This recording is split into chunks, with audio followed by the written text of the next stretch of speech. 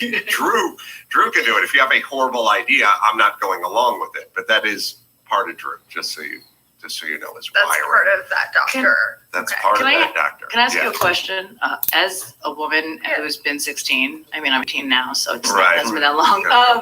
24 months. I mean, it's just like, oh my God. So when you're walking down the aisle, I have to ask, your father is walking you down the aisle at 16. What was going through your mind? I have been writing my memoir, and I have this chapter I have rewritten over and over and over again, because there are so many things that I don't think my brain could not, it like literally went blank. Like once the chapel doors Elvis Presley chapel open, I'm like, and I'm like, oh my God, like my brain, it's almost like a blackout. I come from a pageant background. I come from, the Donald Trump, like Miss USA, Miss Teen background. And so I think I just about what I knew, and that was performing.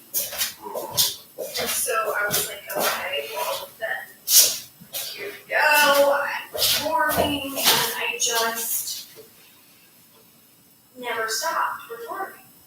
I mean, once the marriage was legal, and then like a month and a half later in media, I didn't have any choice. I mean, like a lot of these, exploited children, they're not child brides, they're children who are exploited, I like to say. And you're just stuck. And so I was stuck right when those chapel doors opened. I was just stuck in this twilight zone. Weird. My brain wasn't developed. I mean, how can you process that fully as it was just, I trusted that my father especially, right, would be able to vet, this man, and predators, I'm telling you, especially ones that are very skilled, high up, let's say, in, the political realm, or in any, Hollywood, or in an office, in school, anywhere, leaders, they are very, very skilled at not only preying on the child, because that's the easy part, but they're really good at preying also on a broken family, finding where the crack is. Do you think he knew he was grooming, or he was being a predator, or was he doing this subconsciously? You're Oh, he knows. After our divorce was finalized, I got in touch with a stepmom who told me that her stepdaughter was planning on marrying that when she was 15 years old. So he was right on the Yeah, right on. And he's still out there doing his acting classes, and doing the same thing right now. It's terrifying. What was your response? I'm sure people tried to talk you out of it at when you were 16. What was your response? My dad, I remember my dad, he came into my room and he sat down with me. My recollection was it was probably maybe about 15 minutes. And he said to me, this was after a fight with my mother. I could hear in the next room. He was just very taken back by the whole thing. He really didn't. He thought that Doug was teaching me acting. That was that. My mom was monitoring the conversation. With you and Doug. Right. Mm-hmm. And so he just, I think it just hit him over the head like a ton of bricks. Because he was the father that, would make the money, come home, that kind of old school tradition. Right, yeah. And I remember he came home and I'm like, oh, nice to see you. And so he came to my bedroom and he's like, okay, so what is happening? Like, you're in love with this guy now. Like, what? Is this really what you want? Like, is this really what you want? And I genuinely wanted to be taken away. Like, he was my Noah from the Notebook. Like, I felt like I was lost. I was like, how many other people? Let's get the dogs. I need 2 dogs. He loved it. He wanted it. I was 16. I mean, we can sit here and laugh all day long because it's happening every day. Yeah. And it's really like so messed up. And my dad trusted me enough at 16 to make that decision. And I think that I'm not going to speak on behalf of my parents, but there were obviously issues happening in their marriage. So I think my father did not want to lose my mother, didn't want to lose me. So he and then now he's like, he told me that Doug's a good guy. Like, he literally, the last conversation I had with him, which was probably, I don't know if I'm embarrassed too much, but the last conversation I had with him was on Father's Day.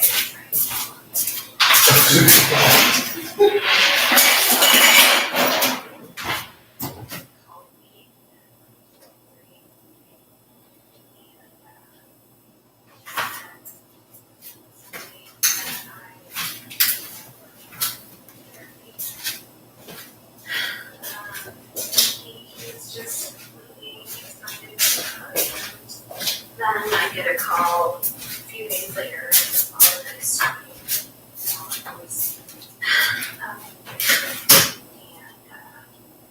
He said some things that, Father's Day. yeah, and then the last conversation I had with him on the phone was on Father's Day, and trying to apologize to his mom. Last month. Yeah, and then he called me at like 12:30, and he said some things that I am working on in therapy. It's just then I get a call a few days later, and he apologized to me. And he's just completely, he sided with Doug, and then I get a call a few days later, and he apologized to me, on voicemail, but I haven't talked to him since. So it's really a bad situation. Me and my dad right now. So daddy issues, hey, but check my song. Daddy issues on Spotify. And you and Chrissy Teigen very bad. I've never spoken to her. I know that John Legend was just on Daddy a few months ago. And I'm sure that their publicist was probably asking questions.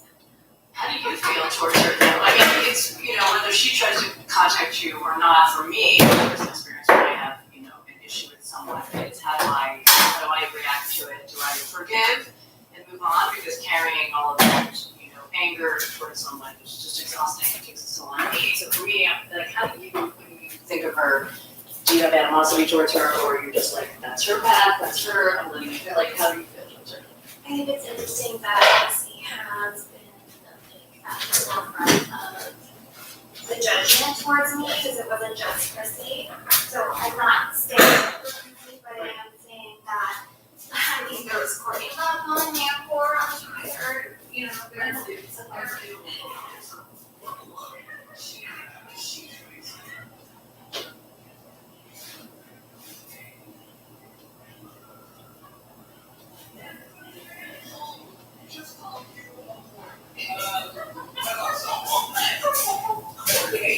Courtney Love was 44 when she was doing that. Exactly. Courtney Love has got to be 56 today. Bane was from where I'm from, Pittsburgh. Which is like, where's that, right? I mean, like, It's like Valadez. I think it's So this started right after your marriage. I mean, no. Okay, so I was taken out of school in 6th grade, and I was homeschooled 6th grade to when I met Deb. So then I dropped out of school. But when did the Chrissy Teigens and the Courtney Loves start? That was after I hit a plateau of a certain fame. Then, you know, How old were the onslaught of fame just like came in. you? Were what? I was 16, 17 So years those old. two I was a were minor. 16-year-old girls. Yeah, it's just bullying and hate. Who knows? What's insecurity on the other side. Strength and why I'm still here today. Because I've been intelligent when it's come to not necessarily myself. I never heard about, like I just like I feel so much for other people and I want to know other people. Like I put myself like I don't know if you were my dear I am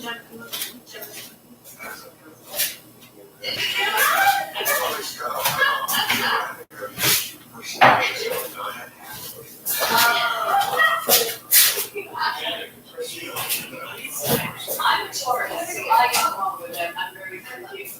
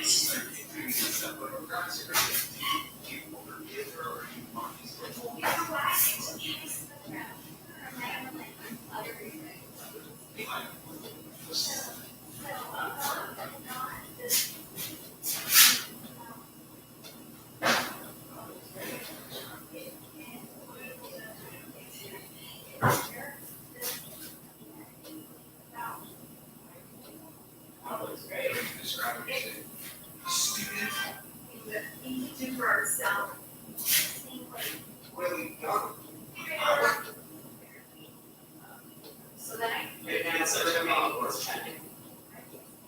Oh, it's great.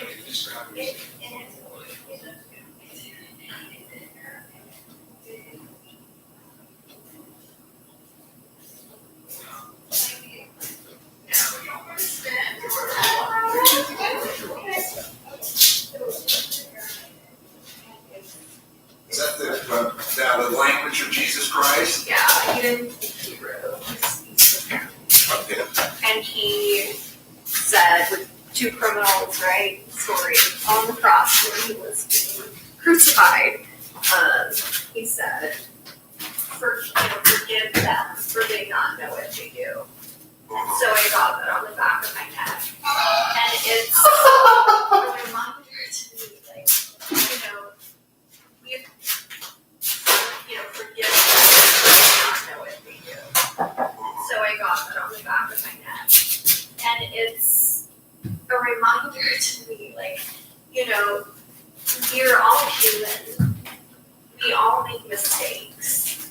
And the biggest, most amazing thing that we can do for ourselves and for other people is to forgive.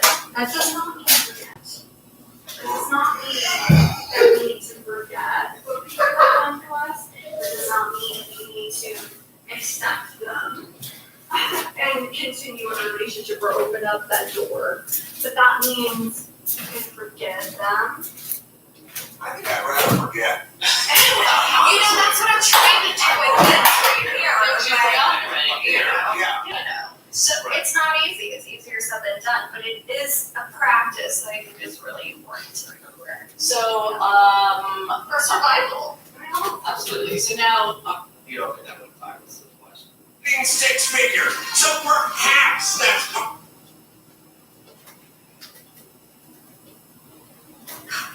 And then, I see that. Shoot. and haters' lives. It's terrifying. What you? In and all. Very I love earthy and grand. Right. And misogynistic guy, he feels the Elegant, sure wasn't keeping full personality. Yeah. Get it? Let's hang out. I'm like, misogynistic guy with no profile picture. Elevator today with Chrissy Teigen, and you the same. Did you have a response? All now. Yeah, but that has developed as possible. I don't know. I mean, you know, Is this something that or do you want? Do you still hold? Nick is the like who was in there, and he said, so I got put on the back of we all make mistakes, and the biggest, most amazing thing that we can do for ourselves and for other people is to forgive. That does not mean forget. That does not mean that we need to forget what people have done to us. It does not mean that we need to accept them and continue a relationship or open up the door. But that means you can forgive them. I think I'd rather forget. You know, that's what I'm trying to do with this right here. Don't you Like, forgot already, you know? Yeah. you know, so it's not easy. It's easier said than done, but it is a practice that is important So, for survival. absolutely. So now, are you dating? Are you dating? Are you I'm dating? You're engaged. Oh my God. He's 87. Oh my. You know, somebody, it was this morning, there was some misogynistic guy with no profile picture. I love Steve. Probably likes hamburgers and porn. He goes, have you met anyone under the age of 49?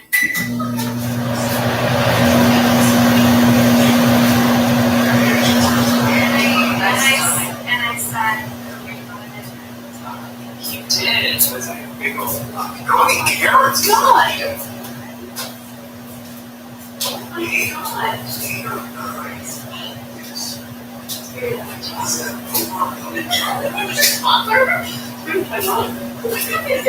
What's 8 or 9 years? Oh, I'm clear. And then these cubics are cardio, and it's like $200. When I got this, I like ran just to make sure it wasn't cubic, because like I don't trust anybody. Where did you go? It wasn't. It's not a deal. We went through, so he's not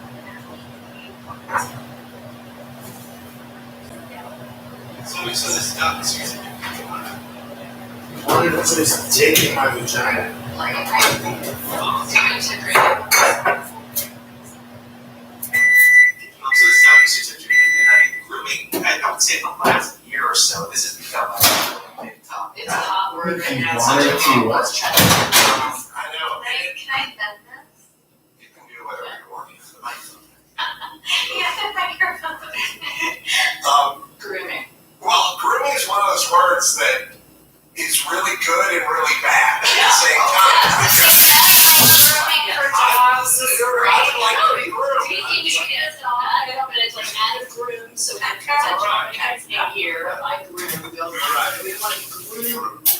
Well groomed. Sorry, yes. Grooming. It's a thing. But so do you see any scenario where a young person and a much older person can get married? Or is it always grooming?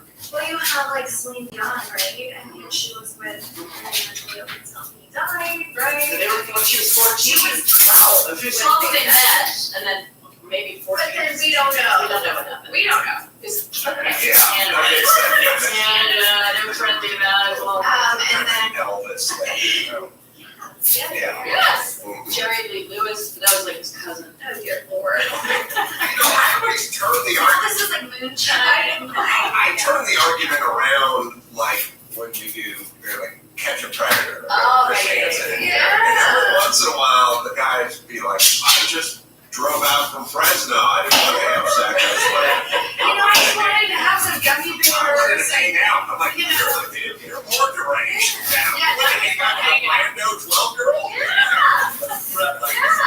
It's That just makes you creepy. more fucked up."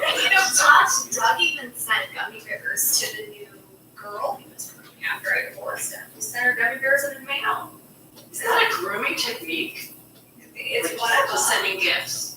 Yeah, gum candy, the white pants. It's not smooth because most of them wear retainers.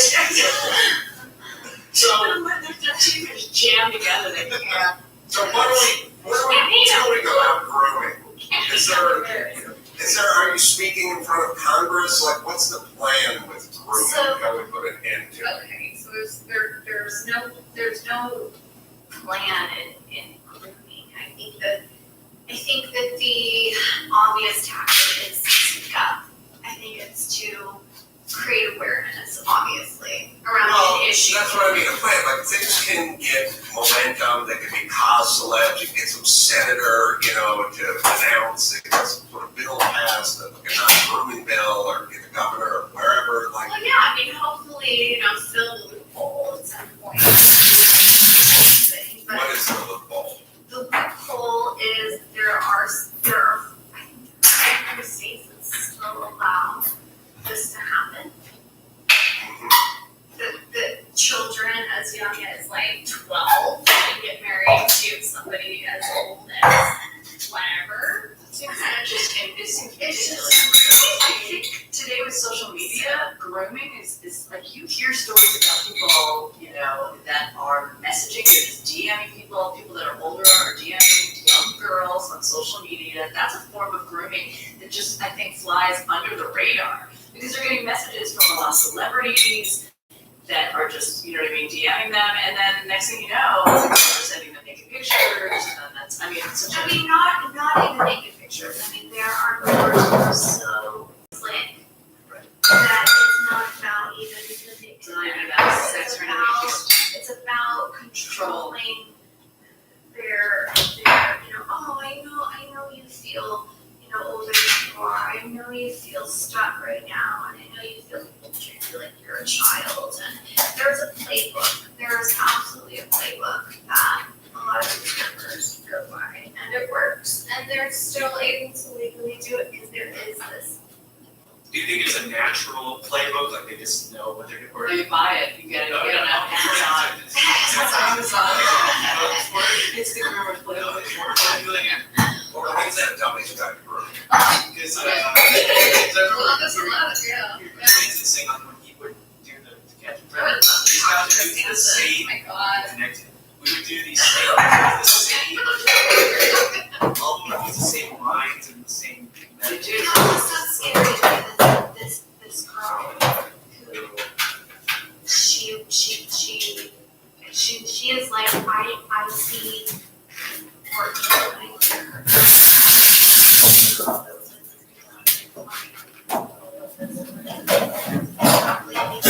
I see her.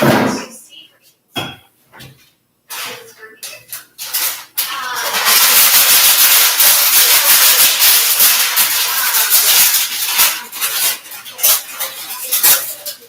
So when I was going through the divorce for the pandemic, and then I was hit with this stepmom, and like, oh my God, again. And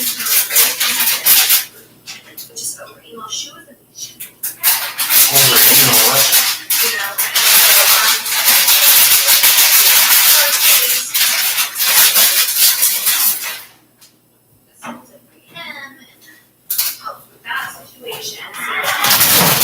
So my case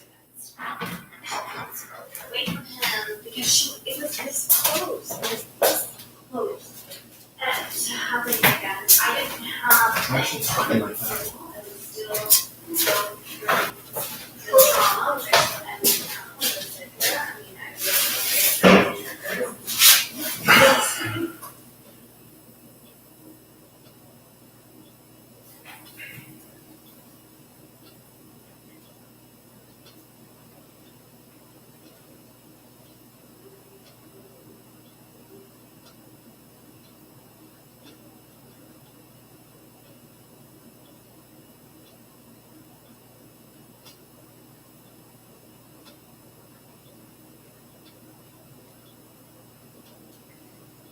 insane. Like something that you guys can push like free to work in here. I couldn't believe the screen grabs of the emails sent from him to her. It was literally the same question he asked me. And then, another lady reached out to me who is in her 40s. In the 90s, she was being groomed the same way through snail mail. The same questions. I have them. For some reason, I took Doug's fan mailbox, oldest copy of the fan mailbox. It's the only thing I took when we were divorced. I don't know why. I dropped it. And then she got in touch with me. I was like, okay, something. This is so unhealthy. I'm like, oh my god, cortisol out of the roof. I'm like taking my heart medication. I'm like digging through this box and I'm trying to find this lady. And I found her, and there it is. I mean, I got a letter from my ex's mom saying, what are you going to do about this jailbait, cat, you're going to get this to say. And it's the same thing back in 1996. Yeah. He showed her a talent show. He showed a better talent show. So this has been going on since I was 1. Probably before I was born. So the doc or the series, how's that going to play out? We'll see. I mean, it's going to be very, very, very traumatizing for me.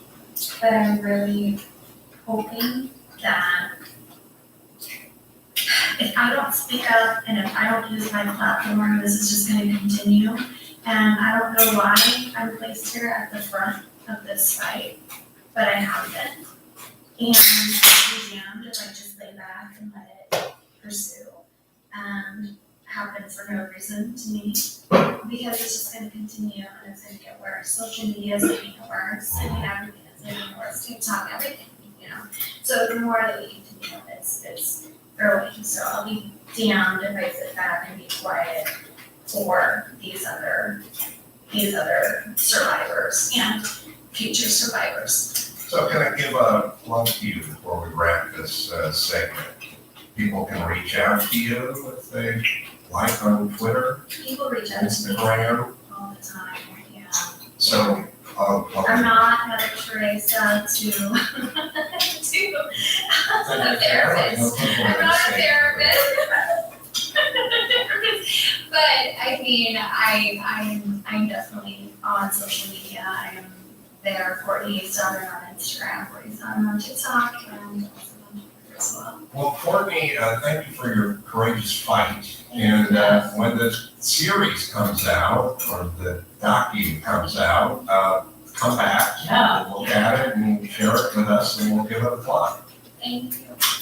Courtney, thanks for joining us. We'll take a quick break. We'll come back. We got March Madness Fest, we got the news, we got the program bit, we got more bracelets. So we'll do that right after that. Let me tell you about my new favorite product, AG1. I take AG1 by Athletic Greens, and I do it daily. And I suggest you give it a try. It's good. It's good for gut health. It increases your energy. You can feel it immediately. Helps with immune support. Tastes great, too. You get all the benefit, and actually you don't have to hold your nose. It tastes good.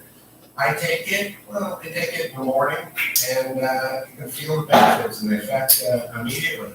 Easy to fit in your lifestyle. It's one of the healthiest things you can do in under a minute. Just one scoop of powder, mix with the water, do it once a day. Every scoop is packed with 75 vitamins, minerals, and high-quality whole food sourced ingredients. My AG1 is delivered every month, so it's super easy to make, and it's easy to make it a daily habit. Also, you get this single serving travel packs, which I'll bring with me on the road. It's AG1, right, Dawson? If you're looking for an easier way to take supplements, Athletic Greens is giving you a free 1-year supply of vitamin D and 5 free travel packs with your first purchase. Go to athleticgreens.com/ACS. That's athleticgreens.com/ACS. Check it out. It's time to check out his voicemail.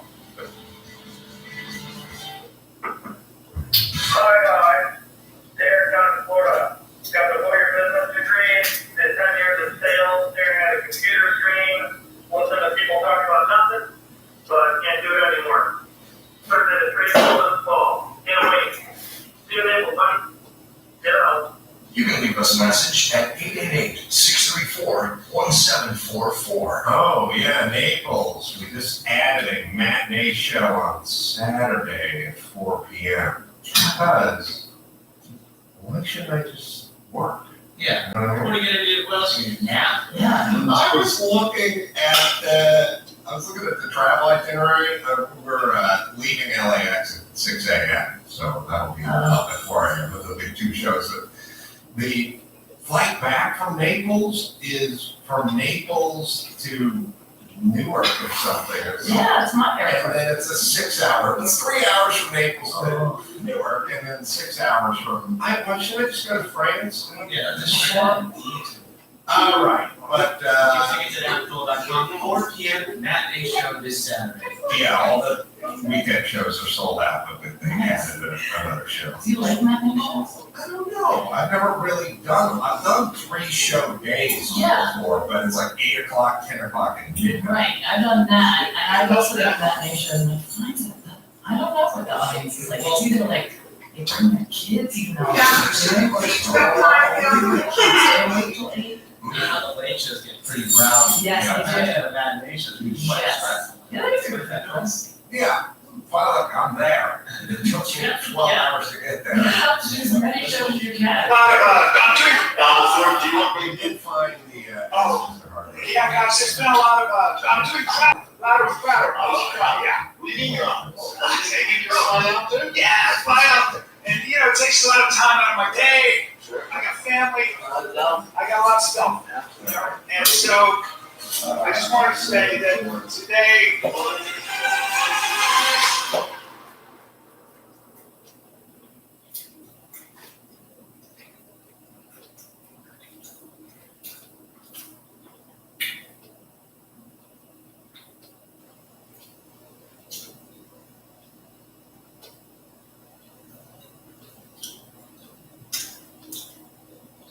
Yeah, I'm sure there's the vaping and the cover shop.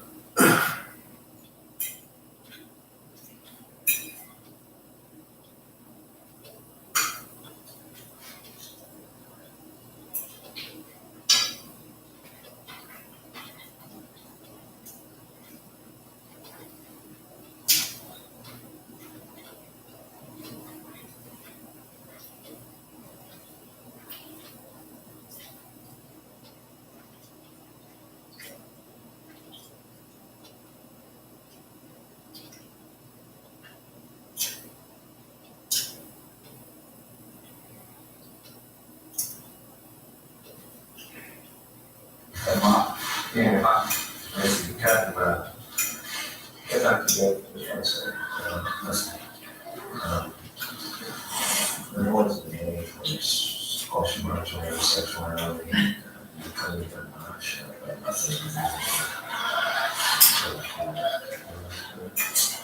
Give yourself up some terrible balls, couple of redheads, let's say 5 bars, so it's usually to help you get along.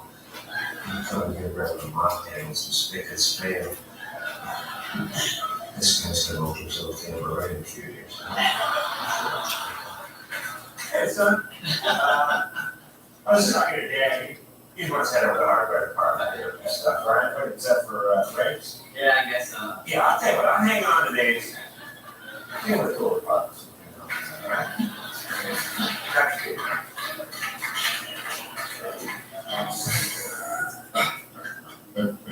Now he's like, Did you Did you know that you're not supposed to drink coffee within the first 90 minutes? March Madness, we got the bracelet bracket. Or angry bracelet responses. I'm sure you did. I can't believe how that fuels so many people. Just that one tweet. celebrities even. Celebrities. Oh, it was. There were celebs in the bracelet bracket? Oh, yeah. Word? I remember seeing it. Jesus Christ. I remember the only person, the only celebrity that was angry at me, not the only, but one of them, I remember. She told you should take a dirt nap. Well, with Valerie Burton Allen. I don't know if you're a celebrity. Like, I don't know if you count quite as a celebrity. Maybe like you're doing celebrity boxing. Cotton Cleveland. Oh, I forgot. Don't forget that. I was one day at a time. That's what so was I. Who wasn't? Yeah. Wasn't that also like, wasn't he a pedophile? The Schneider? Schneider. Oh, I'm thinking about like the real life story of Phillips. What's her name? Mackenzie Phillips. Yeah. That just happened in real life. She was molested. Sorry. I confused the show with like different. Sorry. Yeah. Consensual sex as an adult with her dad. Yes, According that's to her book. so that's just family fun. Yeah. It's just actually a category of porno now. Do you think, I tell me if you agree with this. I remember going to California Adventure at Disneyland. Yes. And I remember hearing this story shortly before I took my young kids there. And some point I sit on the bench and my dog sit on my lap and I heard California Dreaming by the Mamas and Papas. Yeah. I did and I thought, maybe you gotta scrub that from the playlist after this. I don't know. That's a really tough call because it's a great song and it's they were a great band. And I feel like, I mean, yes, I don't think so. Songs don't get canceled. I mean, there was a lot of, when the Michael Jackson thing came out, there's a lot of people that refused to listen to his music anymore. Yeah, now they play it again. It's back. Yeah. You can play Michael Jackson. But also, like, and that makes me kind of angry too, like with the Bill Cosby thing and everything. I mean, it makes me so sad that that's the legacy. Like, he's a brilliant comic, you know what I mean, from a comic's point of view. And like, you can't listen to his comedy anymore. Oh, I know.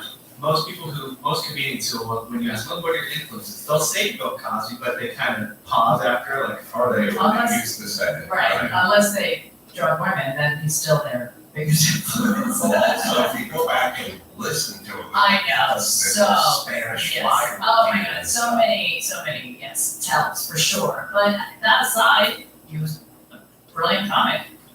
And he did, we're gonna dedicate 20 minutes to Cosby the Man. What he did for us.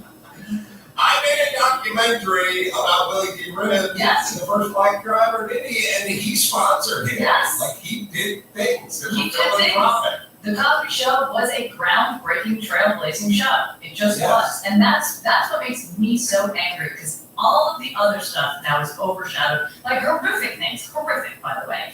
It's the same thing when you listen to the Moms and the Pops, stuff like that, or Michael Jackson, then now you just think of the bad, and it's terrible. Yeah, I can separate them. Yeah, I can listen, yeah, I'm not. listen. I listen to Michael You're Jackson. Jewish, right? I'm Jewish. I love Bach. And you think of this. All right, do we got the March Madness brackets here? It's time for another round of March Madness. Yesterday, we saw intense anger action in the bid brands. So now let's check the brackets. Clicker Ticket got their ticket punched to the next round after the lottery got scratched out of the tournament. And Rolling Stone got rolled out of the tournament by a guy with a bunch of neck rolls, DJ Khaled.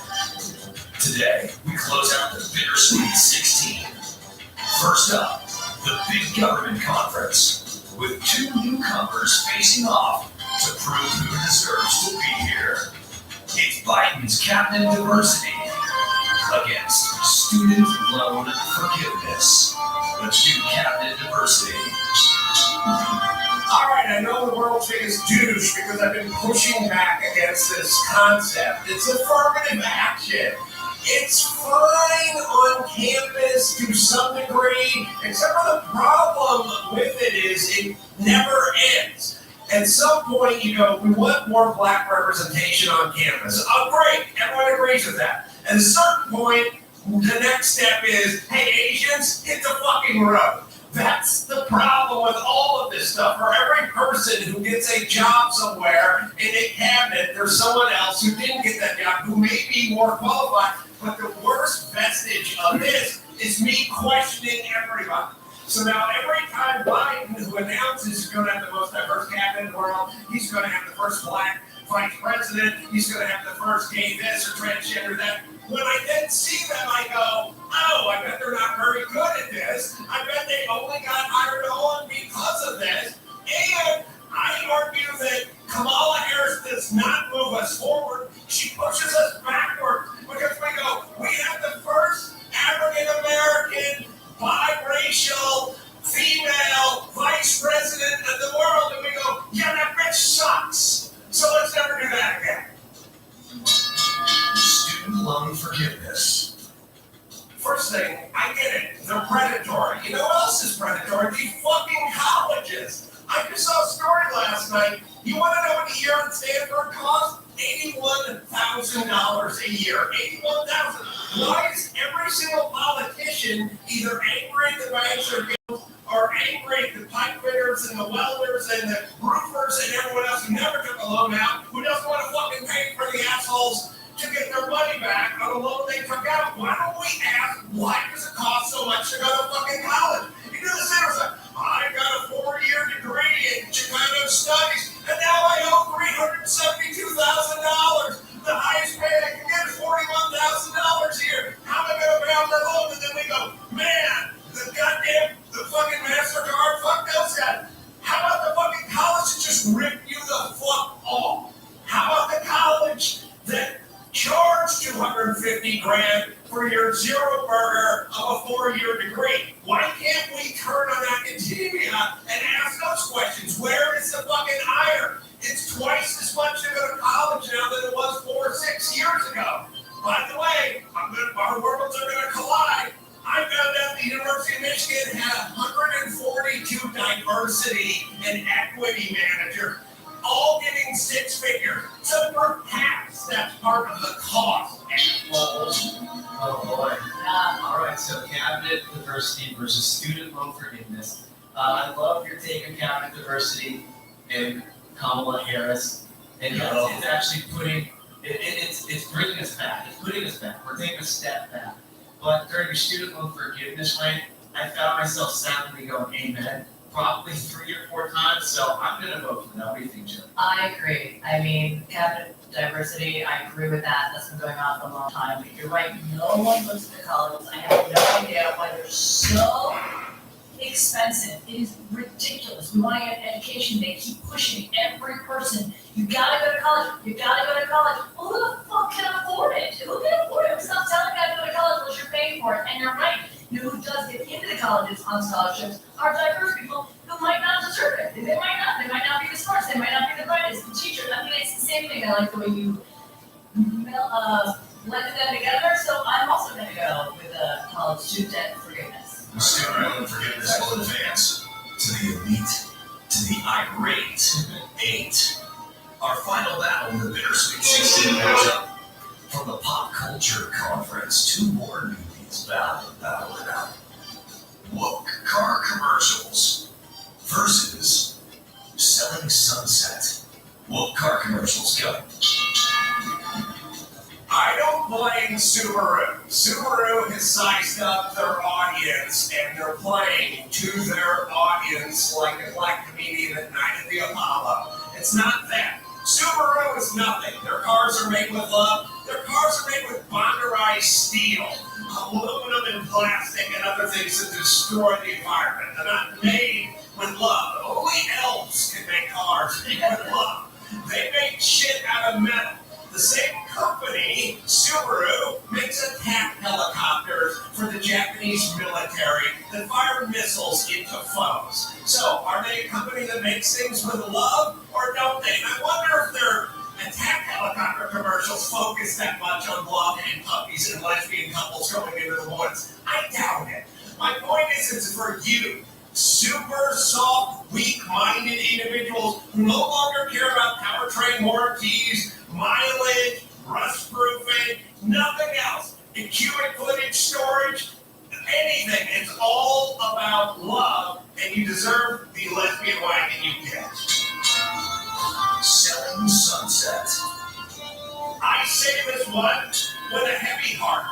I love real estate shows. I'm fucking in love with real estate shows, and I like aspirational real estate shows. I don't like the one where it's like, we're two school teachers, our combined salary is $47,000 a year. We can only afford 9 square feet in Haifa. Fuck you, poor asses. I want to see something in the birds. I want to see something in Malibu. I want to see 14,000 square feet poured in place.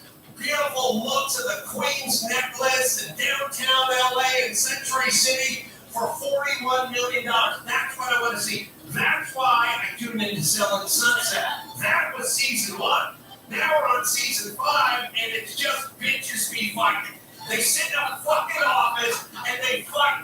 Oh wait, they do something else. They push their hair extensions out of the way. Every single, you know what, you could chart Selling Sunset season 1 to season 5 with as much real estate as we don't get to see now and what we used to see. Measure it against the length of the hair. They all had fucking bobs in season 1, and I got to see some fucking architecture. Now all their hair is fucking dragging on the ground like Crystal Gale, and we never get out of the fucking office. We just argue about fucking brunch and what a cunt the other chick is. Well, okay, woke car commercials definitely the front runner in this matchup. You've been complaining about it for so long, and you're right. Subaru. I mean, even they make military vehicles, right? So I know for sure they make attack helicopters that look like the Apache helicopters that we have, whose job it is to fire missiles into people that don't like they would love. come up with That's love. Yeah, that's love. But then Selling Sunset, I loved it. I do think they should change the title to Bitches Be Fighting. I think they'll get more viewers. But a lot of that, you were actually complimenting Selling Sunset. Yeah. You do adore it a little bit. So I'm going to give it to Woke Car Commercials. I agree. Here's the thing with Selling Sunset. I don't think it's their fault, unfortunately. It's the producers, and I know this coming from that background. I mean, but yes, no, I agree with that. But yeah, absolutely. So producers that are like, oh, the fighting works because we've seen it on every other type of show. The only time they actually show a nice house now in Selling Sunset is when they're going to fight in it. What? They put them in a nice house and then they have a fight. What if they got these bitches to fight inside the house, walking room to room, so I can turn it down and enjoy That's some what they architecture? should do. They only have them in one room and or you see a picture of it in the background and then they're fighting. But again, it's not their fault. It's the producers holding up their little phones that said, you know, she's a bitch. And then all of a sudden she's like, you're a bitch. I mean, that's what they do. I know that coming from television. So, I mean, obviously, woke car commercials, it's like, what are you talking about? Every time I hear that, made with love, it's ridiculous.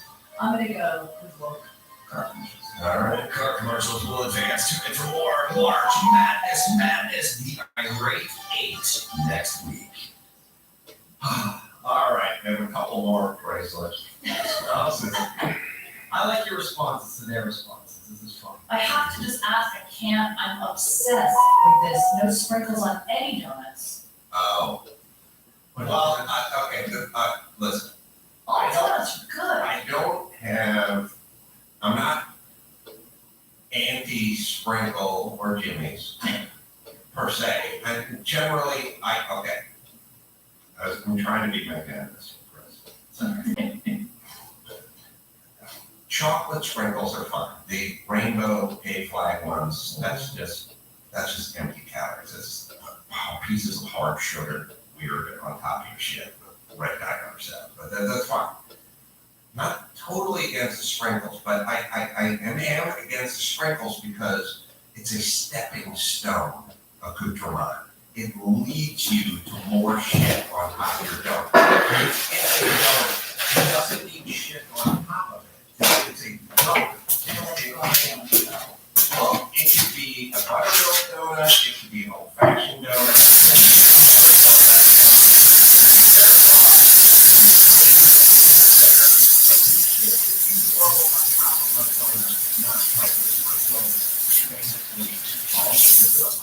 No, I have some gourmet, I just took some gourmet donuts, gourmet, like a s'mores, donut, and those are, they're like diabetes. It's like you're selling a filling kit, it tastes so good, it's actually enhanced. It's all very good, and I love it, it's even better. Here's cool. These sprinkles and these toppings are going to have bracelets and things. Yeah.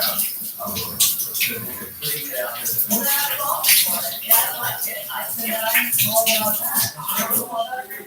They're not fake. That's scratches, some of them are kind of, oh, here, look, there's like Captain Crunch on that one, you don't want a nice Captain Crunch. Well, no, the sprinkles or the jimmies and that, like they just. They're tasteless. Yeah, they're tasteless. They'll make you fat, but they don't taste like it. They don't taste like that.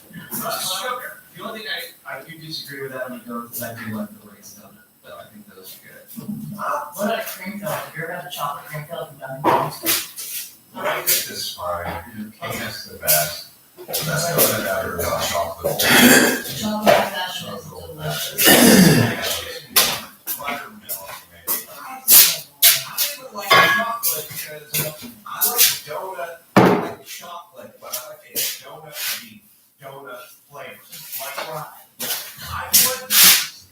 want croissant. I don't want cinnamon croissant. I want croissant.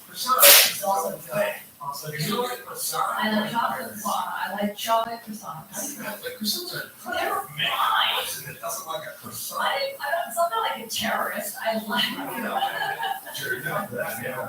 So like I wear bracelets and don't eat stew. I mean, I don't like the dry flavor. It's not that I hate it. I would prefer to have a muffin over a croissant. It's moist, it's more moist. Yeah, right. We made a little bracket change. That's why I had a page two. Back on the show. Do any front donuts. All right, I got a couple more bracelets and then we'll get All right, Mr. Emily Heller says men reject the stew bracelet by air. And there's a picture of a bracelet that says I can stew. All right, okay. Appreciate it. You got me. Yeah. All right, I'll buy. I'll buy that. Yeah. Yeah. All right, what else we got? Mitch Mendes, who is actually, who is the creator of like Brooklyn Nine-Nine and Mike Sherman? Mike Sherman, yeah, that's right. This is Mike Sherman. He says, I left my wife left me tonight.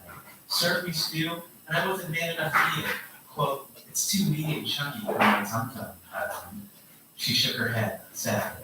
And I said, you know what, instead? It was a tea with lemon. And she saw it. My bracelet. That was the last straw. Crap. It's hilarious. Tell the story. Picture.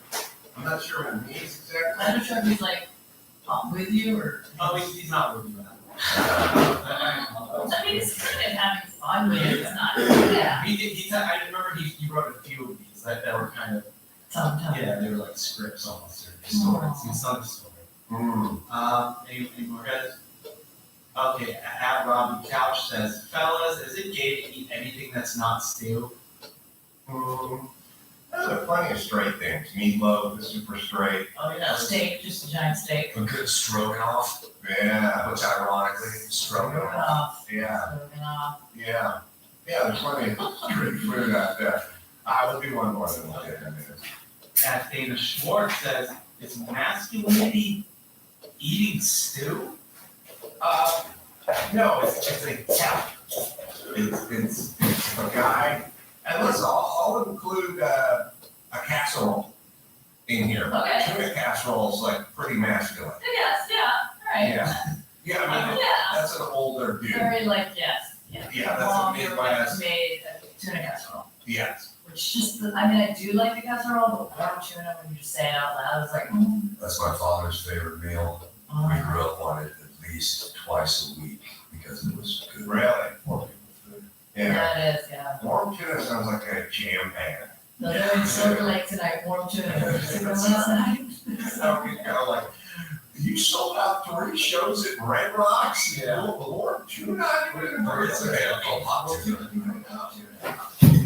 All right, take a break, do some news right after. Let me tell you about the Jordan Harbinger Show, your kind of sponsor for this podcast. It's the Jordan Harbinger Show. If you like fascinating podcasts and interesting people, then you should definitely check it out. There's an episode for everyone. No matter what you're into, Jordan, talk to Scott about conversation, what facts don't matter, or you go inside, dark world, you always find something useful to apply to your own life. Like routine changes to boost productivity, slight mindset tweaks to change how you see the world. We enjoyed the show. We've had Jordan on a few times, been on this show, it's been on the Bruce show a few times.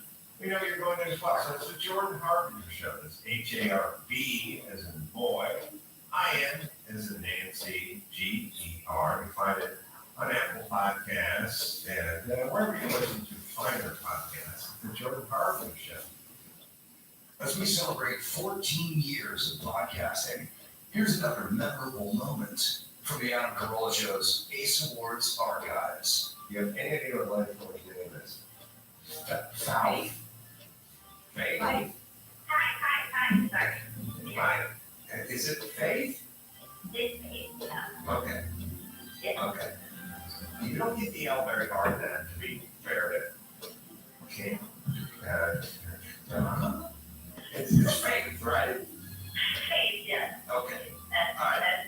Can I say something to young Faith here? It's a little on you if you are not really hitting your L too hard and the person is asking for a third time, which is it? Where's the L coming from? Is it faith or is it faith? It's just only one, like faith at all. Sorry, Mike. Where's the L? No, there's no, there's no, It's not Phil. This is the greatest moment. That's great. Faith, does that help? Can I answer your question? What's your question, Dave? faith, We know. faith. Well, she said faith, hope, and charity is what she said. Faith, that you gotta have faith that they What will kind of L sound, right? Where? I don't know. I gotta know. I'm a cold medicine. Now for some new memorable moments, let's get back to the Adam Carolla Show. All right, back to Pat, doing the news, and Jody's hanging in. Yeah, so rapper Tekashi 6ix9ine, Yeah. hospitalized after an attack at a Florida gym. As reporting this now, it's clear he still remains hospitalized. So what happened was he was ambushed by a group of attackers in the bathroom, and there's video of that went viral. So let's watch it. Oh.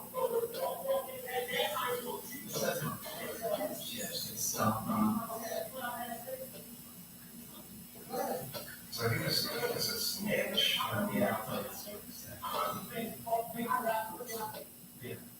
Yeah, and then the guy who's yelling, I was like, yeah, I want to be famous. Yeah, film me, I want to be famous. Like he was egging him on too.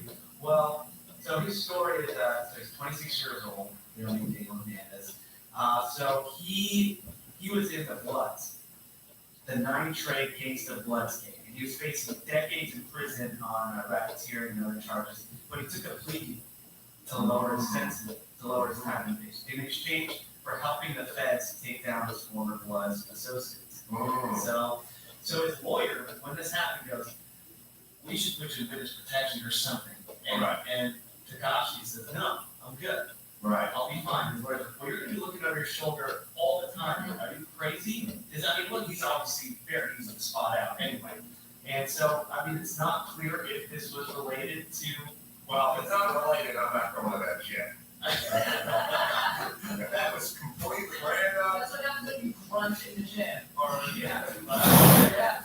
Just because if this is like, that was my soft soap, motherfucker. If it's something not connected to him dropping knives, I'm never going into that jail. Personality fitness. Oh, So I'm not going to that, unless we can connect it to the snitching on the Bloods, in which case I'll be well, fine. they call him a rat, so I'm assuming.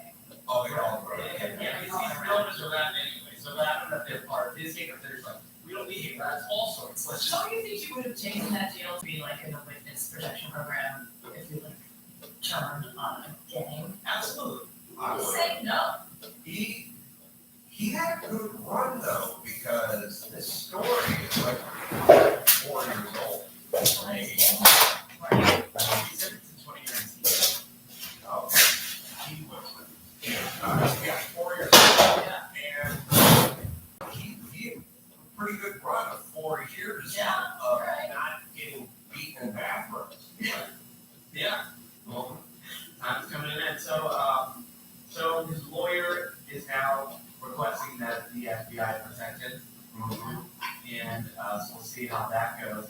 Also, just on another note, 6'9", he's ejected from a Miami baseball stadium Friday for being intoxicated and disturbing fans. So he's not really keeping a low profile. No, there's like footage of him at LAX, like fighting with other guys in the parking lot and stuff. Like, he does not slide under the radar At all. But this beating, he sustained a lot of injuries to his face, bruises, and yes, a hospital. But we'll see. I think he has a pretty good face tattoo. So now, is he doing that for him or is he doing that so that other people will? I don't know, but I feel like for the guy who's stitching up his face, it's informative because Oh, you're trying to put it back together? the 6 and the 9 aren't lined up right. The 6 is broken off. You know what I mean? There's sort of a template. Yeah. Yeah, they're gonna have All right, well, don't get in the gangs, kids. There you go. But he's a rapper. Yeah. 26. I think he obviously Gosh, 26 years old. Yeah. Oh my god. In that protection. By the way, I don't know if they're gonna do the tattoos. Yeah, you can't, I was gonna say, you can't, what do you do that? Yeah, that's when the mafiosa guys would get in the witness, just be like, you just gotta get a different haircut. Yeah, blend in, get it, working it out. Like, Right. Yeah, this guy's not obviously gonna work at Target. yeah. He's gonna have a target on his back, I don't know what job you can come up. There's no way you can blend it. But like that flower with fangs. Yeah. Yeah. Yeah, we'll see. It's less trouble. All right. So Wyoming. Oh, Wyoming. God, I can't believe this. Well, they have become the 19th state to ban transgender athletes from playing on girls or women's sports teams after the Republican governor opted not to veto the legislation. So this is obviously a problem that's been going on and really in the spotlight the last year, almost like Rosie. So Governor Mark Ford allowed the bill to become law without the state for Friday, saying he supports and agrees with the overall goal of fairness in competitive female sports. But he also said in the decision letter that the ban is overly draconian, is discriminatory without attention to individual circumstances or mitigating factors, and pays little attention to fundamental principles of equality. Well, I don't know if you can call it draconian. We should look that up, but like, as far as I can tell, like if you were a dude and you wanted to join the handmaidens, they would kill you. They would just ban you. No, draconian not the right word. Yeah, I'm just saying, like, they wouldn't be like, put your junk back under your skirt and just go over there with the horseshoers, or go over there and work as a blacksmith or something. What is the origin? What's the origins of The Nazis. So yeah, you gotta go to the origins of draconian. I think it goes way back. So this law will take effect July 1st, and you have to work with students, but males actually be designated for students of the female. I'm all about equal rights, but I agree with, a man transitioning to a woman still has the strength of a man. She still has the strength of a man, they still have the strength of a man. It's still, I think it's unfair. I also agree if it's unfair to the women. It's unfair to the women. It is. I understand that they want to compete, but it's just it's an unfair advantage that they're always going to have. Yes, of course. I mean, could it go any other way? The problem is in Morocco, in the 7th century BC,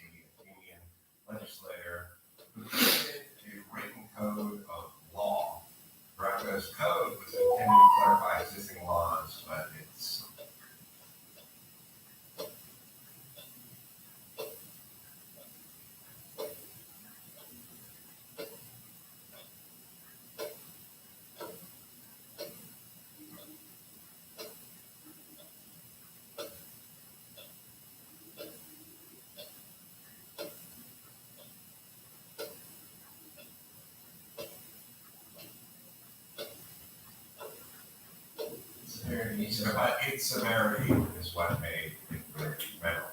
Alright, so back in those days, if you were to tuck your junk and join the ladies in the spa, you would have your ass kicked. Yes. So here's the thing. Everything sounds good at the beginning and then gets exploited in the middle and the end.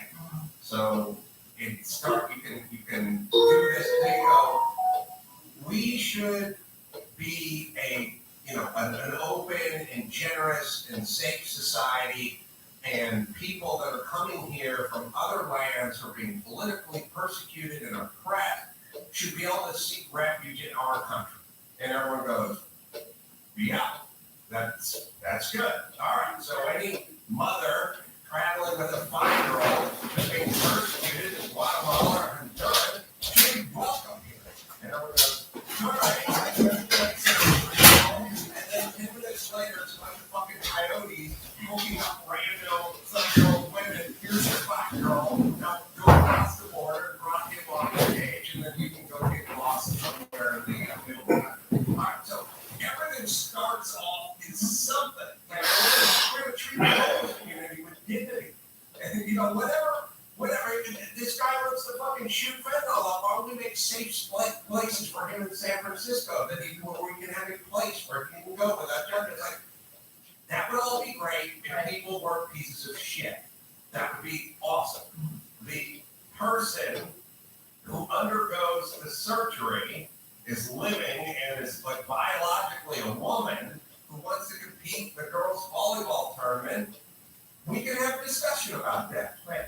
But all we get is some dude swimmer who tucks his junk into a female speedo and whoops up on everyone in the pool. This is where everything goes. That's the problem with the folks with the good intentions. The folks with the good intentions, they never think it through. They just go, hey, listen, I love the environment. I have kids.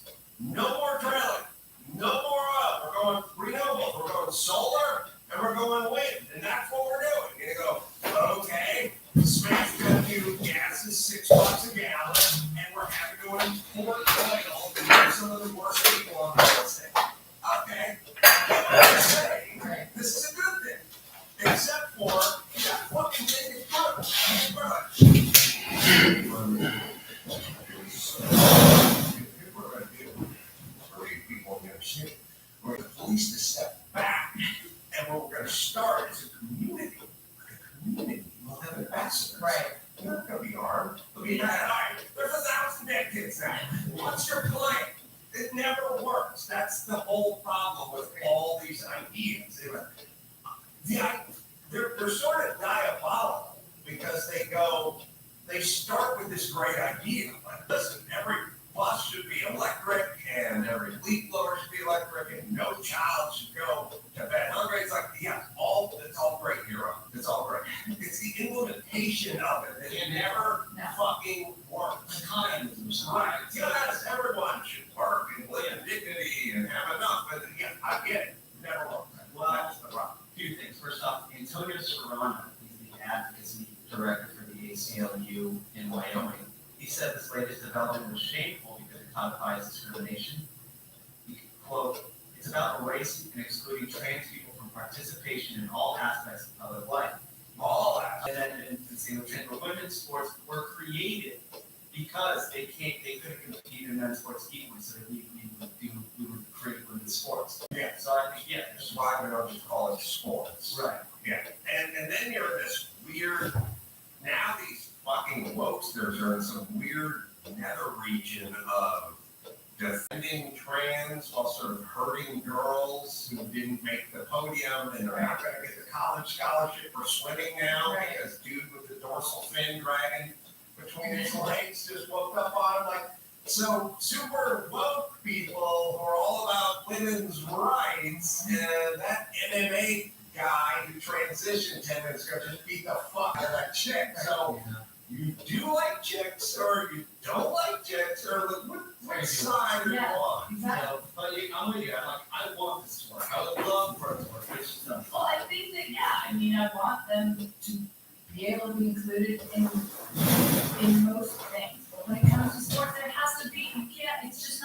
It's not fair to the woman, and even if they do get the surgery and they are now biologically a woman, they still have the muscle mass. They still have that, and they're still stronger and faster. It just is. It's a fact. It's a biological fact. Let me just give this word to the wives, and when I say wives, I mean sanctimonious pricks.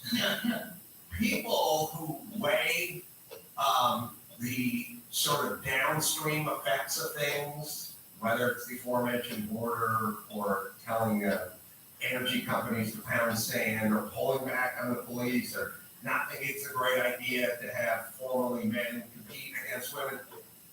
Is that because we hate the environment, or we hate Latinos, or we want to erase transgender?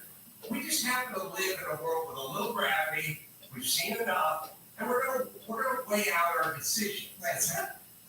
And it's not because you hate transgender people. Right. It's because we can see what's coming down the road, because it comes down the road every single fucking time. Right. And now it comes down the road faster and faster. All right, so the daughter of filmmaker Sofia Coppola and Thomas Marsh is the front end of the band Phoenix. So they're, and obviously the granddaughter of Francis Ford Coppola. Her name's Romy Mars, and she went viral yesterday. So she put up a TikTok video where she's at home and testing out her cooking skills for a particularly unusual reason. Now, normally this video is sped up, that's just how it's posted. How old is she? Well, I don't know if I'm looking at a 12-year-old or a 22-year-old. I don't know. well, yeah, she's a teen. I don't know that very. She's actually not really in the limelight until the 16. 16. All right, here we go. Me, Wallace was also me because I'm grounded. Because I tried to charter a helicopter from Pakistan and I went out to my car because I was supposed to be charged. Okay, let's start it. I don't think it's around here and I just have people who just put this on. Just that's my marks and rest. Also, I wanted to see something grounded because I'm in school schools like tiny public social media accounts who are they don't need to see the well, TikTok's always in place. All right, well, TikTok did make her famous. So this video has now been deleted. But so there are a few things. Are they pissed off that you call a shallot an onion? Or? Yeah, that's why one of the They actually came out the Farmers Association of America. Big farm. And they were like, I can't have this. Yeah, and she ended up talking about a shallot, and she said, I can't tell the difference between onions and garlic. She got busted for trying to charge her helicopter? Yes. That's credit card. yes. Wow, let's skip over that. That's not That is the a yeah. reason why she's doing it. Yeah. Right? So obviously, and also saying like I'm not allowed to have. So we take actually literally on TikTok and you video. Yeah. So, but can you imagine? That's your life. That's your, oh yeah, how do I can't press a lot of sugar. Listen, if I would have rented a mule to take me to Van Nuys when I was her age, my dad would have Could you? from all my long. Could you imagine what was there like Uber mule? There were a couple of miners and some trappers. There were towns still, the valley wasn't that, Wasn't developed. wasn't developed. Dirt roads. Yeah, well, okay. I was just watching Hearts of Darkness with Sonny, who's the world's oldest soul. So I came home the other day. Sonny was alone in the theater watching a German language film that was 100 years old. Oh my God. Alone. And awake. I'm worried about it. Watching a film that's 100, it's hard to even go back sometimes to like Maltese Falcon or something, Right. or something from the 40s or something like on the waterfront or something. It just doesn't pay. It's not paced like Right. 100-year-old German film The on a subtitles. Saturday night. That's what he has 250,000 movies he can choose from. That's what it shows. Fucker could have watched Face Off with Daddy instead. Did you like the German film? I walked in sort of in the middle. It was weird. I don't know, man. You can probably find it. It's literally German? It's literally from 1923. I was like, okay, but when we decided to watch a movie on Friday night, we were just kind of scrolling through, and he's seen everything, and including German films, and I think Hearts of Darkness came up, which was the doc that Coppola's wife made about Right. filming Apocalypse Now, which I saw years ago. It's interesting, all docs are interesting, this one especially. And I think a young Sophia was like Yeah. flopping around in the street or whatever, but it's just nice to know that everyone's getting hurt.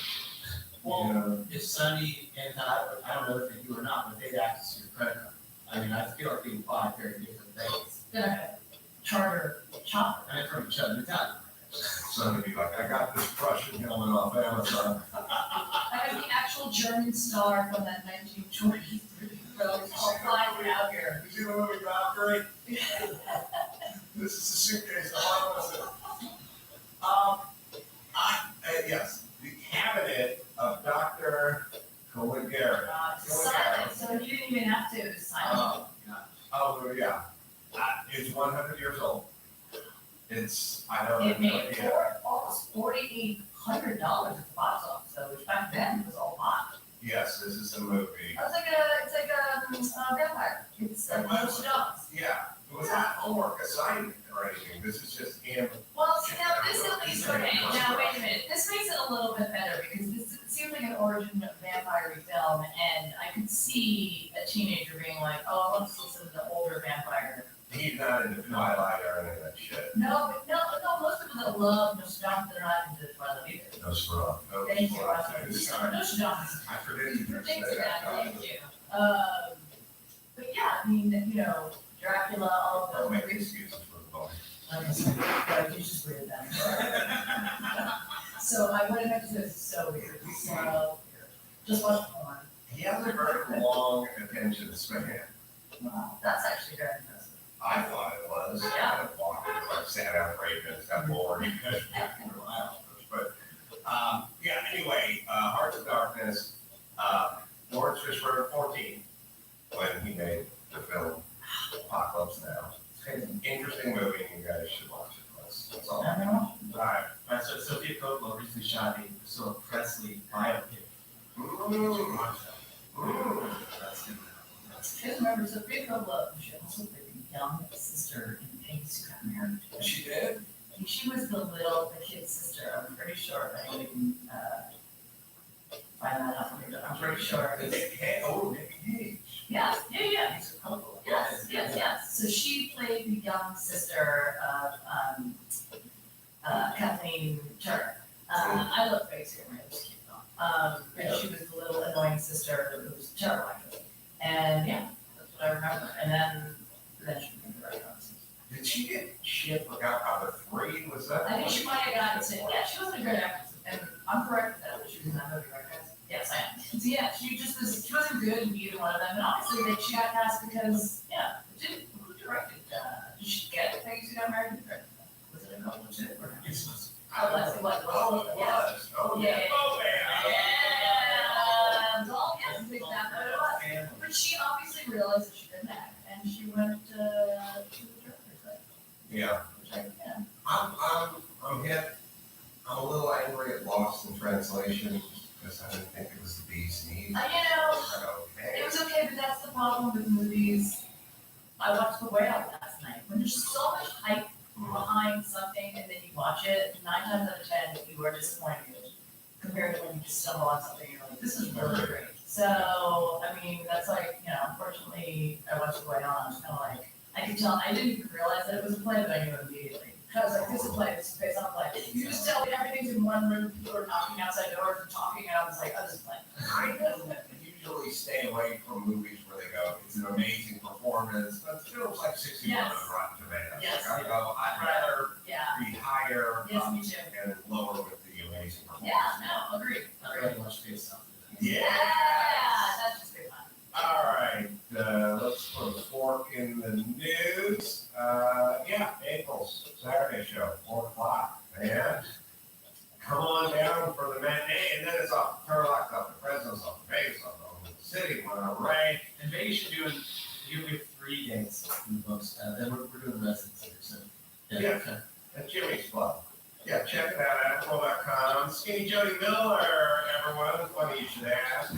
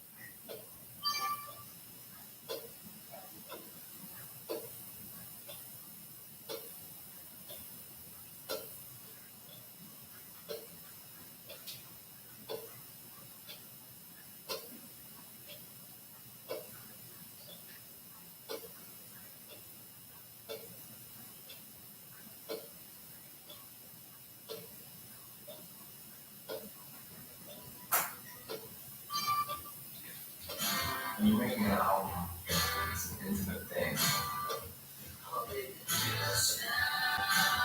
Your first single, and it's number 1. I think it's top 10.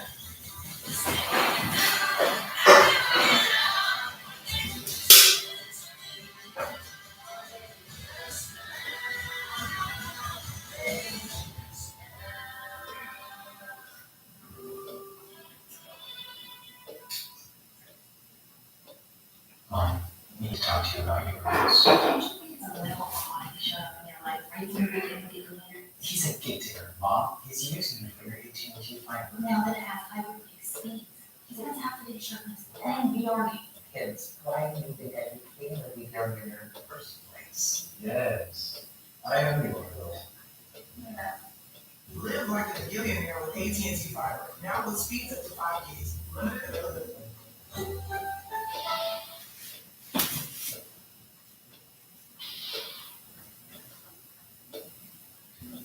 Is there a more important job than that of a teacher? To influence, inspire, and educate young minds is the noblest of occupations.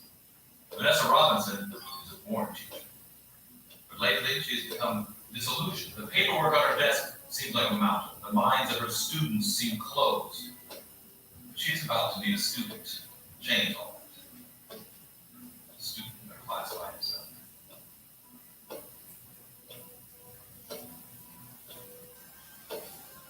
I had just been put in charge of this class, but I was already getting to know them.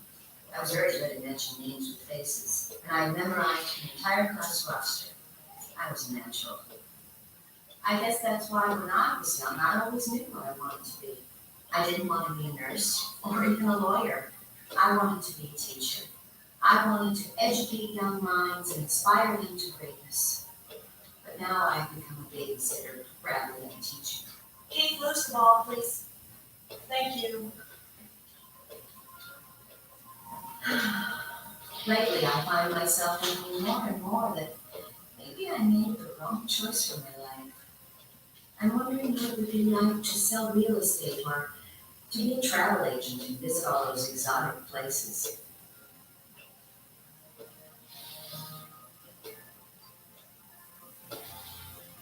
Deirdre, we lose the mirror. All right, time's up, hands down. I was wondering why some of you didn't answer the essay question. What I want to do with my life. You know, any answer at all, even a sentence, would have been worth 10 points. No, I didn't answer it. Because I ain't sure I'm going to even live to see 18. Well, how many of the rest of you feel the same way?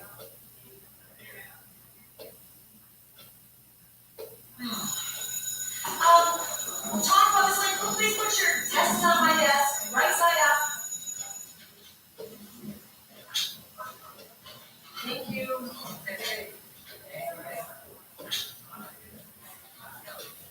I wondered if somehow I had failed these students. Was I partly responsible for their attitude?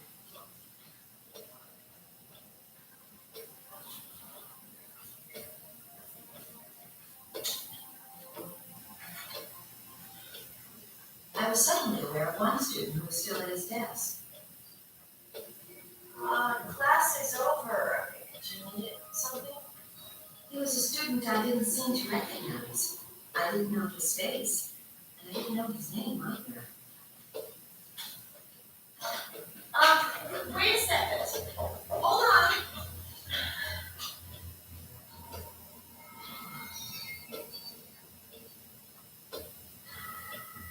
I couldn't understand it. He was nowhere in sight. Something made me close the door behind me, and then I started to read the paper. His name was Rudy Hernandez. I was sure there was no Rudy in my class, and certainly not one that wrote like this. What do you want to do with your life by Rudy Hernandez? I want to be a teacher. Helping others is the most important thing anyone can do with their life. The police may help fight crime, but teachers help fight ignorance. And ignorance breeds hate and poverty. Of course, being a teacher isn't easy. A good teacher explains. A superior teacher demonstrates what a truly great teacher inspires. When a great teacher helps save one student, she helps save the whole world. I think you are that kind of teacher. You are the kind of teacher that I would want to be. How did you get in here? I don't know you. Did you write this essay? Are you Rudy Hernandez? Just answer me. Are you Rudy Hernandez? Look, I'll call someone. No, don't take another step.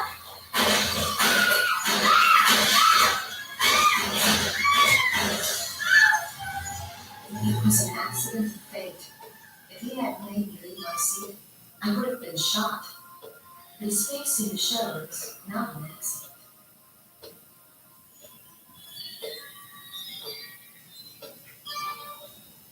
When I turned away, he was gone. Are you all right? Should I call a nurse? No, I'm okay. Police are on the way. That's the second drive-by this year. You're lucky you weren't killed. Yeah, that's stupid. What stupid? Rudy Hernandez. Oh, that's impossible. Why? Rudy Hernandez was dead. No, he was here. I didn't know that. I had an essay that he wrote. The essay was gone too. I knew Rudy. He was a brilliant student. Always had time to tutor others. He had a full scholarship waiting for him at Princeton. Thank God, what happened? Before he could graduate, he was killed in a drive-by shooting. Somehow, the student who had died years ago had saved my life, in more ways than one.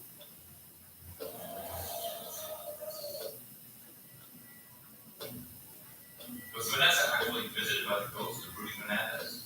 If not, who was that student who was English? Someone caused Vanessa to suddenly move away from the window out of harm's way. Was it another student using Rudy's name? If so, where did he go? What happened to the paper? Is this classroom story based on fact? Or are we simply telling tales out of school? We'll find out if this story is true or false at the end of our show. But next. I'll get this one, Mom. Oh, that's great. Sweetie, why don't you show that to your Aunt Bonnie? Hey. There's something really familiar about these scribbles. An innocent child's drawings reveal a hidden mystery on Beyond Belief, Fact or Fiction. There's never been a better time to get away with a great deal on the Hyundai you've always wanted. With America's best warranty and the 3 years complimentary maintenance. It's your journey. Only every mile in the Hyundai Getaway sales event. Now's the time to get in and get away. Lease an Ioniq 5 for $539 a month, or get up to $2,000 total savings. See your Southern California Hyundai dealers. I get an idea of that world. So why don't you use speaker mask? It's full of artificial fillers, artificial sweeteners, other unnecessary stuff. Exactly. Luckily, there's Genexa. They actually care about what goes in their kids and infants' pain and fever medicines. Genexa is free of artificial fillers, free of artificial sweeteners, and formulated with method, just like they know. So the whole family can feel better. Genexa is making clean medicine. Genexa, also for adults. There's something in drama.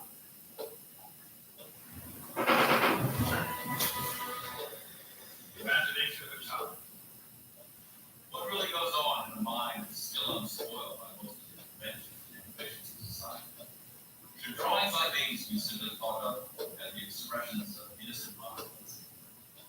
4-year-old Billy Potter is drawing lots of things. Pay close attention, analyze them, appreciate them. Whatever you do, don't dismiss them as childish scrawls.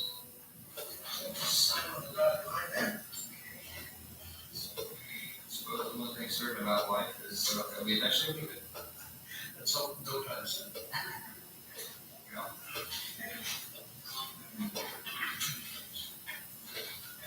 Earl Potter, his wife in her last months of pregnancy, takes out a life insurance policy, hoping not to need it for a long, long time.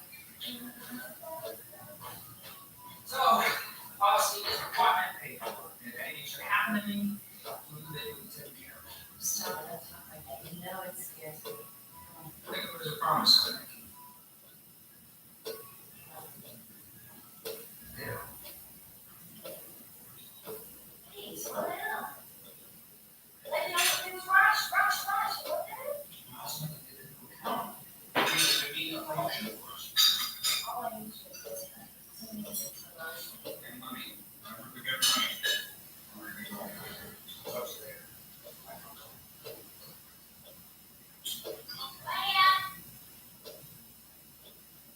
Earl?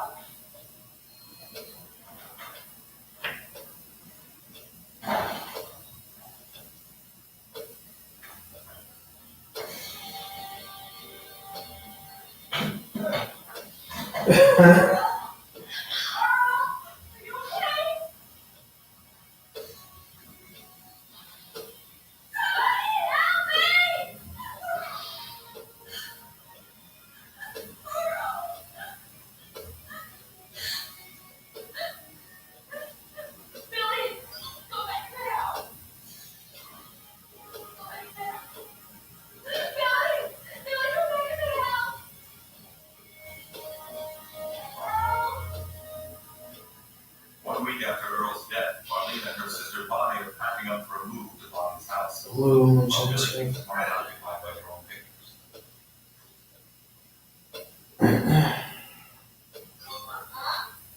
Thanks. Sure is gonna be enough room for me, Billy. Marlene, we want to discuss this. When you and Bill go sleep in Sarah's room, she agreed with this comment. Hey, come on, it's gonna be okay. It'll be fun to be in the same room together. Thank you. Thank you.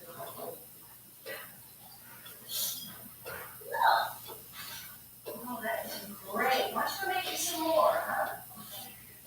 I just know that. And shut the policy.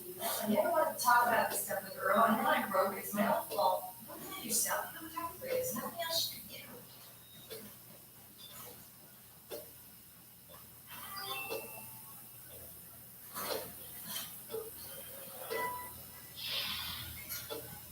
I'll get this one, Mom. That's great. Sweetie, why don't you show that to your Aunt Bonnie? Hey. There's something really familiar about this. Marlene, it's shorthand. These scribbles are shorthand. You see these lines right here? Billy spelled the word dad. Billy, what you drawing over there? I don't know. Just pictures. Wait a second. This is really weird. I mean, look, these are words. First Village Trust. First Village Trust, is one in town. And these are numbers. 1104. We need a bank account. I don't know what's going on. We have to go find out.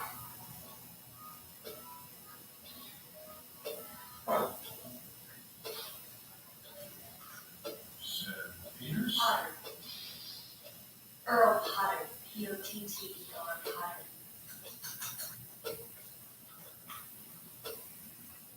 Yes, it seems to be the right husband. Got a safety deposit box here. Was it box number 1104? That's right. You got a key? No. Can we open it anyway? Look, it might be empty. Look, you see We my have stuff? to drill the bookmark. There's a $200 fee. Can I pay you after we open the box? Please. Please. 1 hour later, a locksmith shows up to open the safety deposit box. Marlene Potter, who went down on her luck, claims the one last round of the hope that some somehow the symbols that are showing up in Billy's drawings have a special meaning to their lives. Perhaps they're communication from her late husband or the man who was keeping something in lockbox 1104.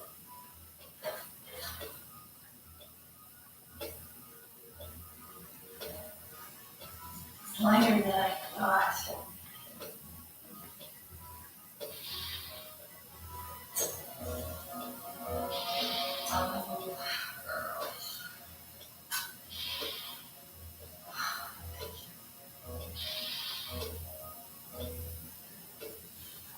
What's the answer?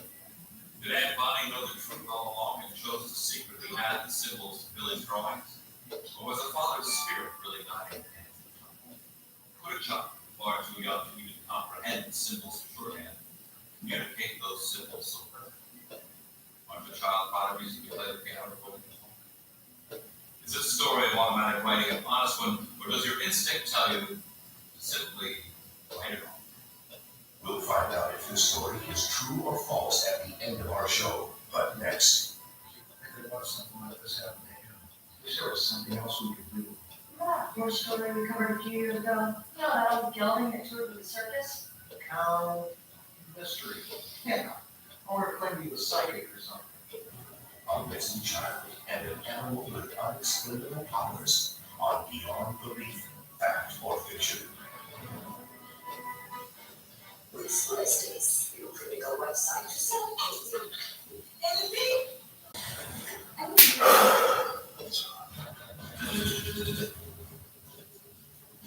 Anything.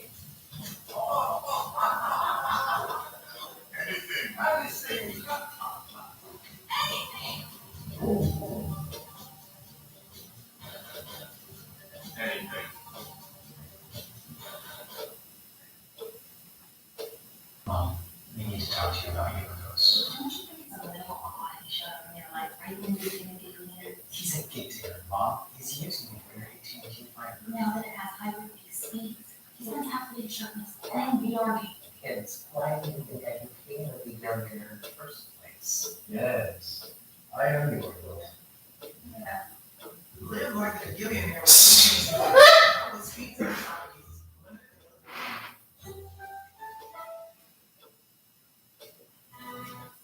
Horses have long been thought of as magical. As the winged stallion to the diving horse of Atlantic City. They've been applauded, gambled on, even worshipped. The horse you're about to meet never ran a race or carried a soldier in battle.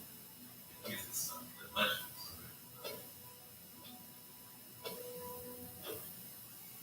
The horse's name's Count Mystery, and the mystery is, how does he do what he does? For years, Count Mystery has been doing his act at rodeos, county fairs, and the like. Ask Count Mystery a question, and he will spell out the answer by turning over a series of special letters. And as if this weren't fantastic enough, Count Mystery seems to also possess psychic powers.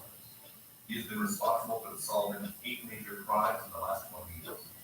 And in a few days, Count Mystery's colorful legend will become linked to the fate of young Tanner Johnson. Tanner is a boy like so many his age. He gets bored, he daydreams, and he loses track of time and even location. Today, Tanner is an explorer. To really explore, you have to go places you've never been before. Tanner's been lots of things.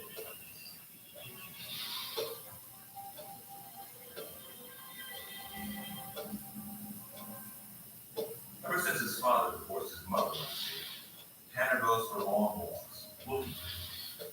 Obviously, Tanner's father was an important part of his life.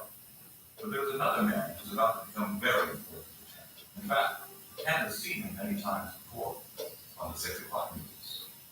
Over 24 hours has passed since little Tanner Johnson disappeared. The 4-year-old was last seen playing in front of his house wearing a red sweatshirt and blue jeans. Neighborhood search parties have been put together, and the local police have asked everyone to keep their eyes open. We'll have more as this story unfolds. This is Gerald McBride, WRX News reporting. These missing kids is great when I heard it. And they rarely find them alive.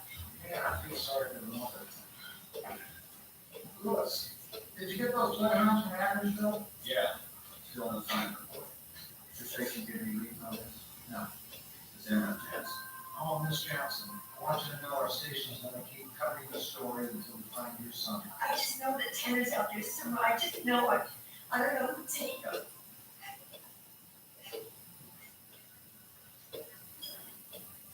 You know, my sister's got a kid her kid's age. She's thinking about something like this happening to him. We sure was something else we could do. That poor story we covered a few years ago. You know that old building that tours the circus? Cow mystery. Yeah. Or it claimed he was psychic or something. Still catching flack for covering that. There's some evidence that was true. Even if it was, that horse was 100 years old then. Let's just call somebody and get him on it. I mean, it can't hurt. On call. It's now 48 hours since the Jackson boy's disappearance. Volunteers from Lebanon continue to search the area. If you want to volunteer, please call the station. Gerald McBride, WRX reporting. I mean, something's bound to turn up soon. I mean, you couldn't water that long. What, are you kidding? If someone snaps this kid, the possibilities are endless. Yeah. Yes. The horse's owner called the station. He's still alive. You've seen it when you're traveling together with the circus. Maybe something. You know, people travel for miles around, asking questions about the rocks. The station. He's still alive. Yeah. It turned up soon. I mean, you couldn't water. If you'd like to volunteer, please call the station. Gerald McBride, WRX reporting. I mean, something's bound to turn up soon. I mean, you couldn't water that long. What, are you kidding? If someone snaps this kid, the possibilities are endless. Yeah.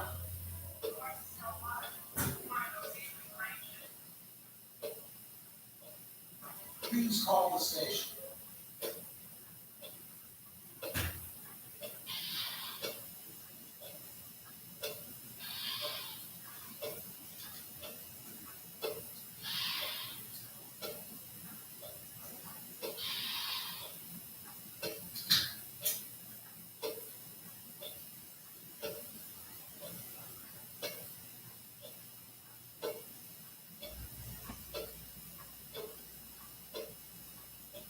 So we'll have more as this story unfolds. This is Gerald McBride, WRX News reporting. Now, these missing kids just break my heart. I mean, they rarely find them alive. Yeah, I feel sorry for the mother. Lewis, did you get those bloodhounds from Adamsville? Yeah, still on the sign report. Your station getting leads on this? No. Is there a chance? Oh, Miss Johnson, I want you to know our station's gonna keep covering the story until we find your son. I just know that Tanner's out there somewhere. I just know it. I don't know who to take him.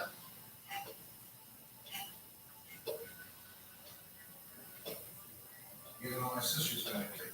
Something else we could do. Remember that horse story we covered a few years ago? You know that old building that toured the circus? Cow mystery. Yeah. Or it claimed he was psychic or something. Still catching flack for covering that. There's some evidence that was true. Even if it was, that horse was 100 years old then. Let's just call somebody and get him on it. I mean, it can't hurt. On call. It's now 48 hours since the Jackson boy's disappearance. Volunteers from Lebanon continue to search the area. If you'd like to volunteer, please call the station. Gerald McBride, WRX reporting. I mean, something's bound to turn up soon. I mean, you couldn't water that long. What, are you kidding? If someone snaps this kid, the possibilities are endless. Yeah.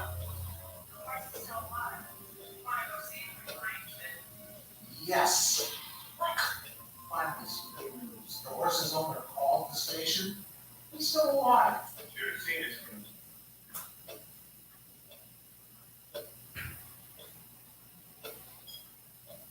Tanner's out there somewhere. I just know it. I don't know who to take him.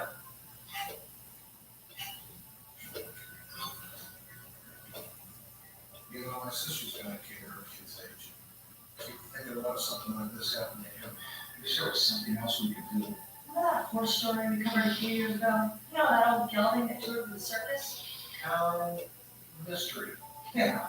Or it claimed he was psychic or something. Still catching flack for covering that. There was was some evidence that was true. You know what it was, that horse was 100 years old then. Let's just call somebody and get him on it. I mean, it can't hurt. On call. It's now 48 hours since the Jackson boy's disappearance. Volunteers from Leadville continue to search the area. If you'd like to volunteer, please call the station. Gerald McBride, WRX reporting. I mean, something's bound to turn up soon. I mean, couldn't have wanted that long. What, are you kidding? Please call. Hurts. On call. It's now 48 hours. Covered now. There was some evidence that was true. You know what it was, that horse was 100 years old then. Let's just. Well, mystery. Keep thinking about something like this happening to him. Wish there was something else we could do. Remember that horse story we covered a few years ago? You know, that old gelding that toured with the circus? Cow mystery. Yeah. Or it claimed he was psychic or something. Still catching flat for recovery now. There was some evidence that was true. You know what it was, that horse was 100 years old then. Let's just call somebody and get him on it. I mean, it can't hurt. It's now 48 hours since the Jackson boy's disappearance. Volunteers from Leadville continue to search the area. If you'd like to volunteer, please call the station. Gerald McBride, WRX reporting. I mean, something's bound to turn up soon. I mean, couldn't have wanted that long. Are you kidding? If someone snatched this kid, the possibilities are endless.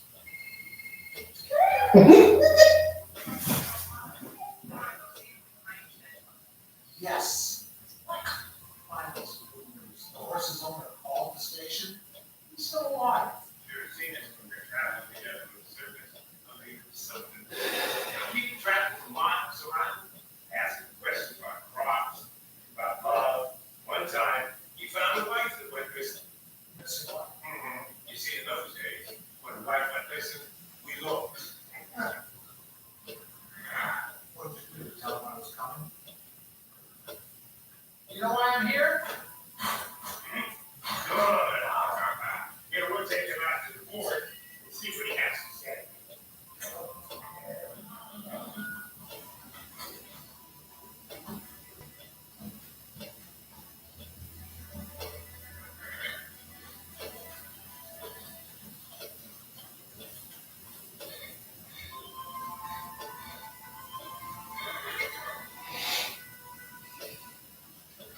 So what should I do? Ask your question. You said you knew why I was here.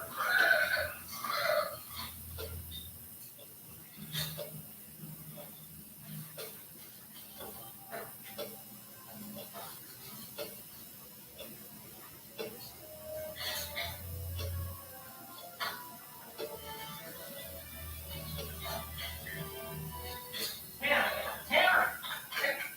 You know where the boy is?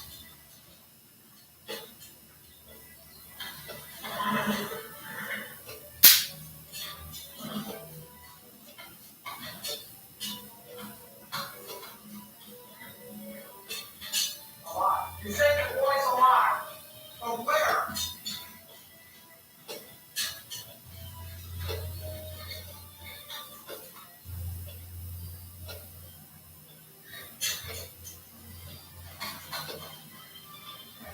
Well, the boy's alive and well. But where? What is this like?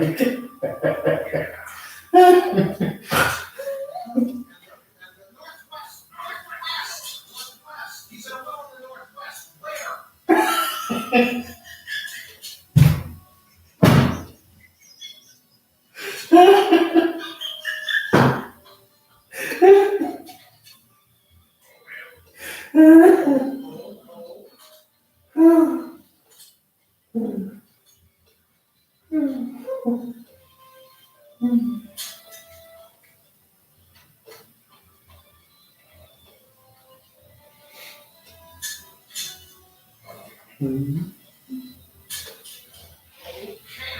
The boy's alive in the well up in the old camp.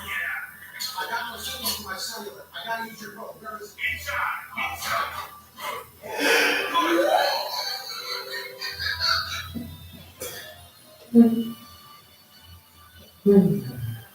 That's funny.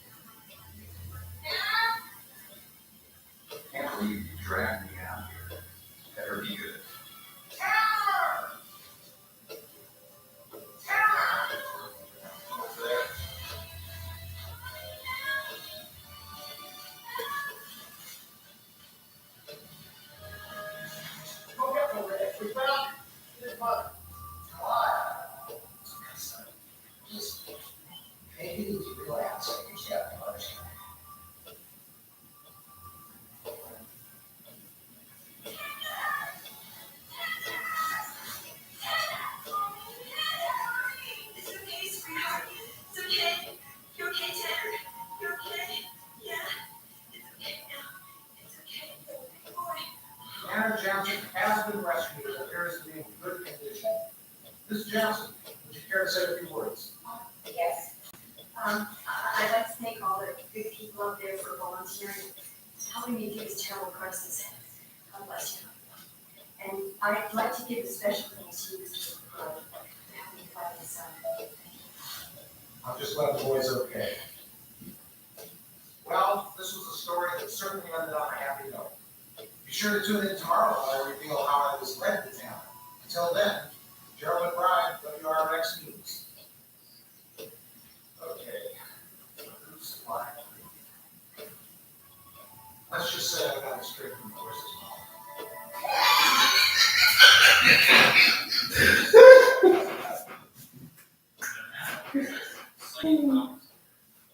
Good one. And how dogs and cats would know their birthdays. Is it an honest retelling of an actual event? Or is it a horse? Coming up, we'll find out which of our stories tonight were fact and which were fiction when beyond belief returns.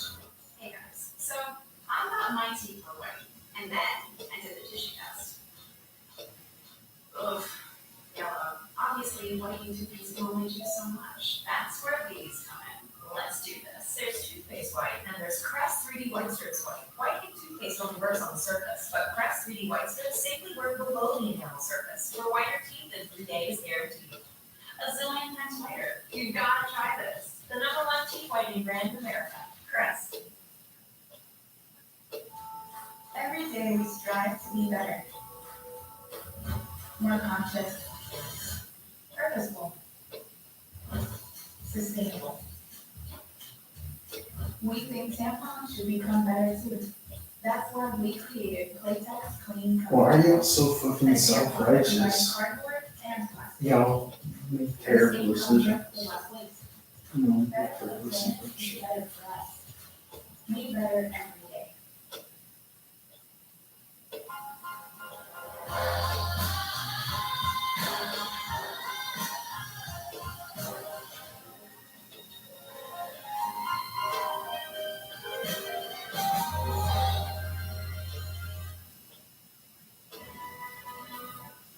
Now it's time to see which of our stories are based on actual events, and which are total works of fiction. The tale of the woman who was saved by the high beams of a truck. True or false?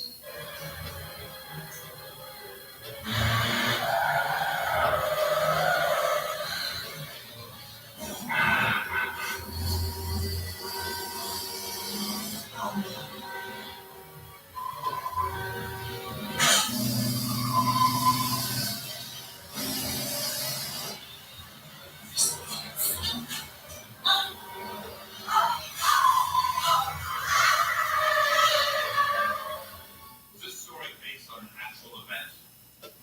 No way. It's a made-up tale.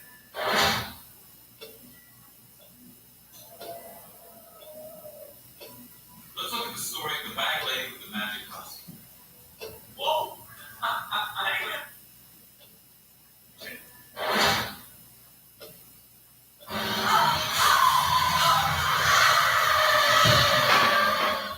Was this story based on an actual event?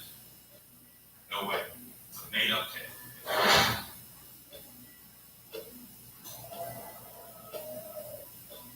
Let's look at the story of the bag lady with the magic costume. Whoa! Hang on there. It's a bird, it's a plane, it's super jerk. Nice. Cake. Hey, super jerk. What do I do on these? Easy. Missed you too.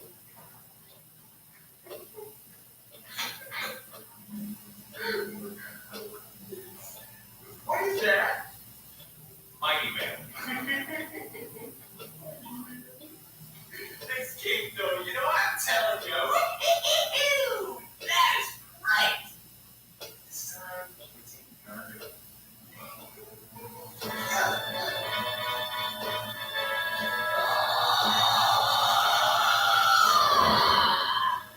Did you think this story of sudden strength and courage was real?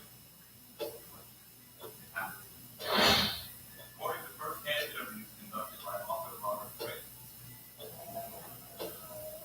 Now, what about the tale of the teacher whose life was saved safe for the ghost of a dead student.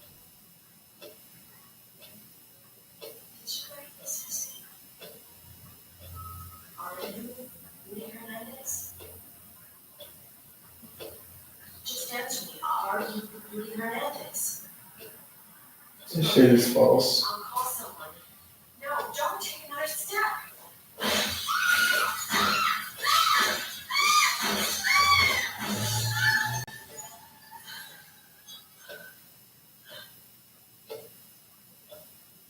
Did you guess that this story of the student's spirit was fictional? Right. It never happened.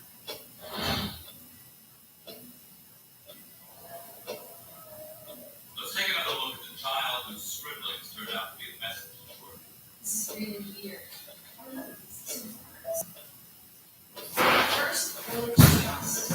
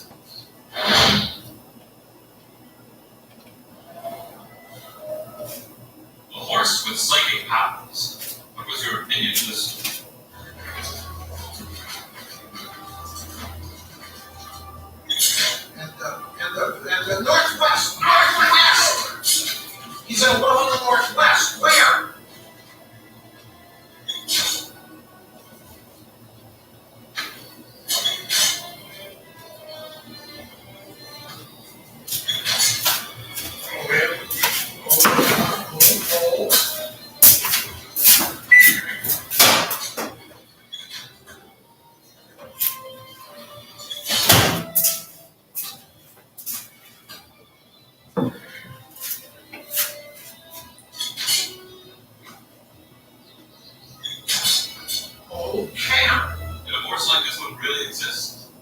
Yes. This story happened.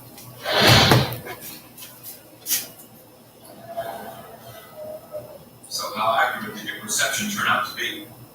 Were you able to identify fact from fiction, or have we once again demonstrated that certain things in life can never be explained? They are the events that we must classify.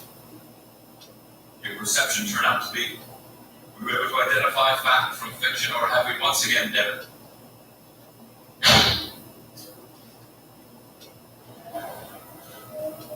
So how accurate did your perception turn out to be? Were you able to identify fact from fiction, or have we once again demonstrated that certain things in life can never be explained? They are the events that we must classify as beyond belief.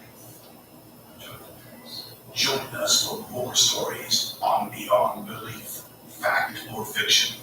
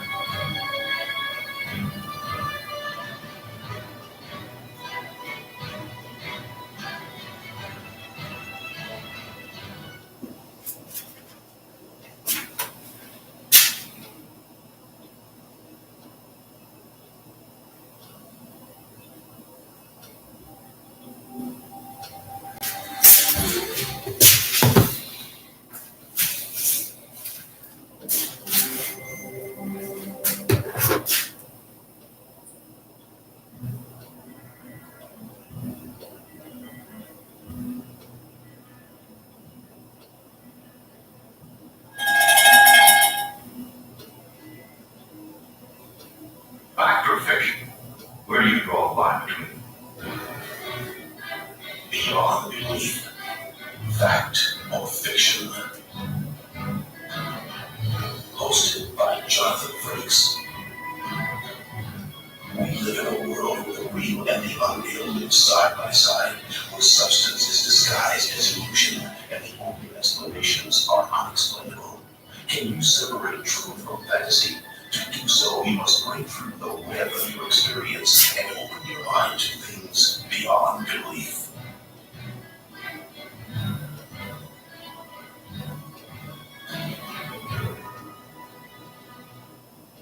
What makes something true and what makes it false? It's often difficult to tell. Each week, we explore the ambiguity of truth. The dictionary defines ambiguity as open to multiple interpretations. And even when you factor in all of those various possibilities and look at it from all angles, it's still the same. Tonight, you will see stories that walk the border between fact and fiction. At one point, they may seem true to you, at the next moment, we'll tell you which is which at the end of our show. Of course, there's one thing you're all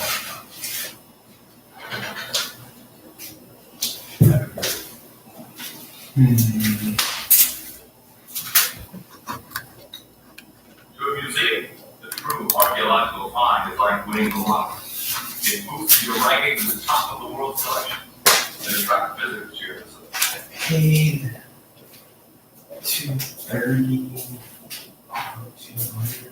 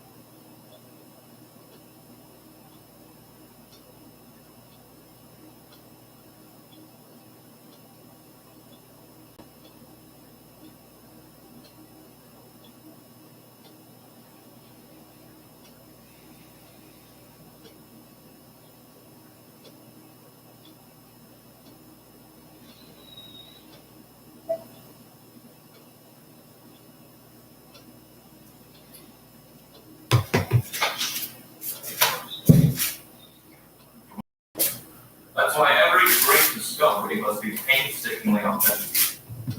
When an exhibit like this passes the strongest tests of experts, it's both an historical and financially rewarding experience. It can also be a choice. You're about to find. As head curator for the museum, I was asked to accompany our director to the private studio of Marcel Ducroix. Ducroix had an esteemed reputation as a collector of rare and valuable discoveries, but his claim was correct this time. He would be looking at his greatest discovery of all.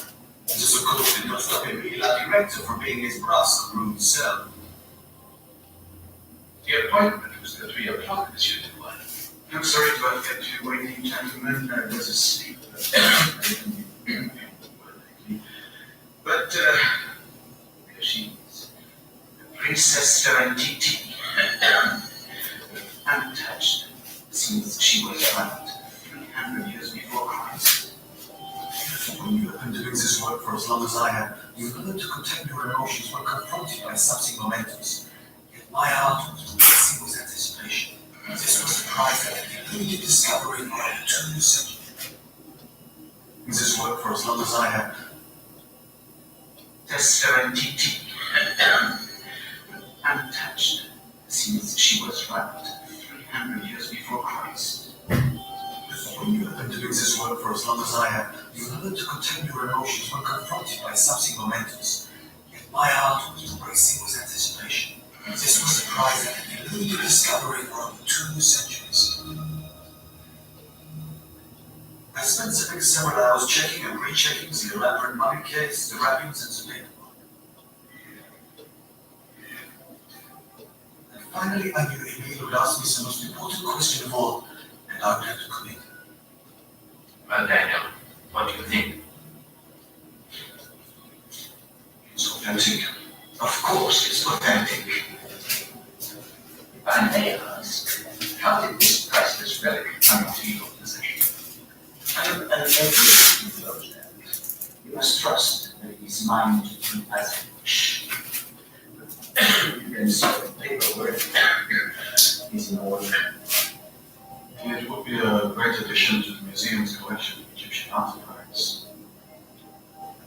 Well, Monsieur Ducroix, it would appear you're going to be a very wealthy man.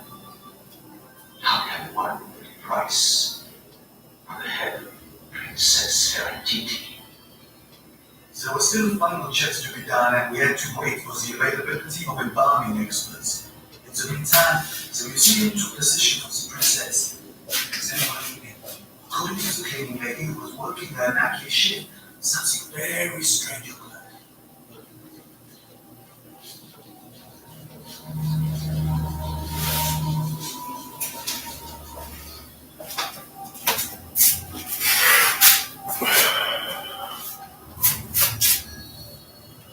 Excuse me. It's a white woman.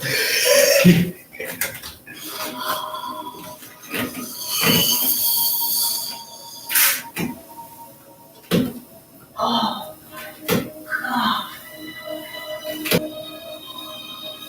Sir, I swear I'm telling you the truth. I wasn't asking this. I saw this beautiful woman. She has no accent, and she's not very well. Strangest thing I ever saw. I appreciate your sincerity and concern, but this story is completely. Sir, I swear I saw that woman. Something didn't like it. No, I'm sorry. I'm sorry.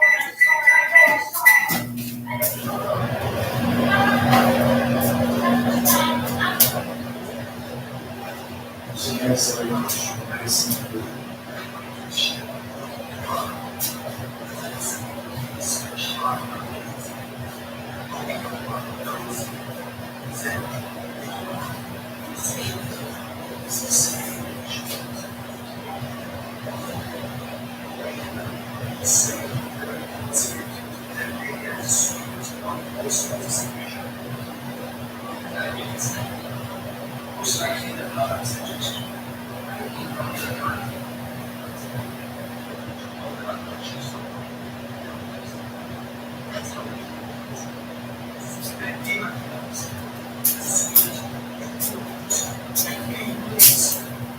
Very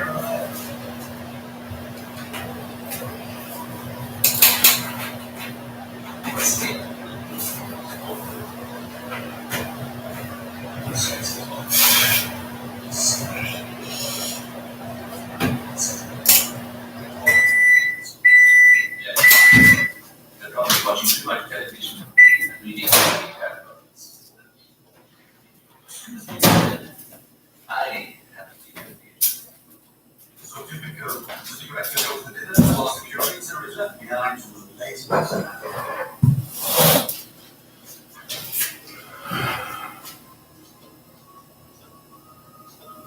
I sat there, pouring on my nose. Suddenly I felt a cold chill go through me. I was relieved to see it was nothing but the fire going out. Then I couldn't believe my eyes. Who are you? So my bitch. What do you want to be?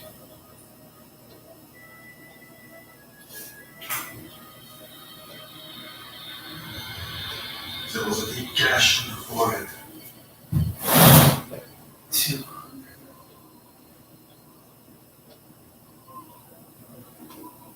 What happened to you?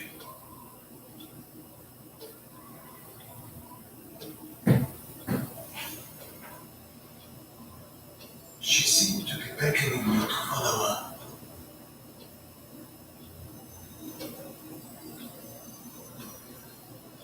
I approached the coffin as the princess carefully.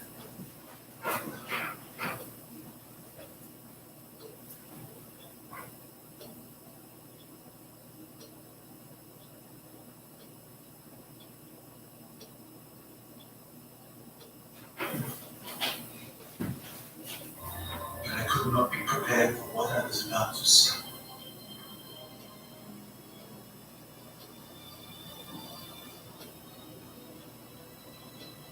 There in the coffin was a ghost. I contemplated the release that same evening. Within a week, they arrested my son to court for the murder of a beautiful young woman he had met in a local cafe. He had hit her over the head with a blunt object, causing a gash on her forehead. He then wrapped her body and placed it in the coffin. Under interrogation, Dubois answered every question except one. Where was the real body of Princess Valadez? That still remains a mystery. But then it's like, how the fuck did he like verify the authenticity of like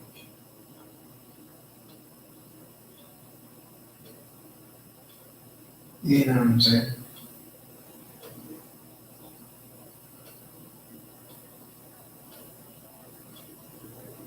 Like you could just tell the difference between 2000. That's stupid. Was it really the spirit of the murdered woman who was haunting the museum at night? Or simply the imaginations of an overstressed staff? It turned out to be an elaborate hoax designed to hide a horrible crime. It's stupid because it's Physical like, description of the ghost. how do you like unwrap the real This story of the monk TV really happened? bury the Or are we keeping the truth under wraps? We'll find out whether this story is true or false at the end of our show. Next, a security guard is forced to look terror in the face on beyond belief fact.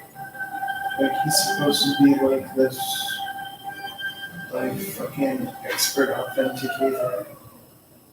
But then you can't tell that these rats are removed and supposed to. Does that make sense? Did you ever like somebody with a tiny dog? Yeah. You're going to be identity trainees.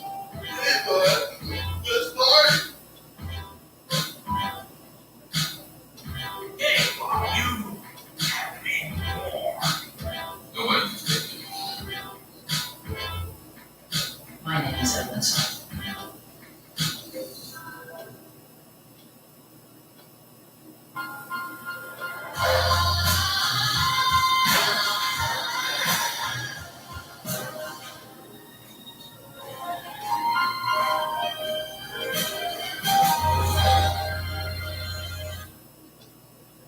Fiction.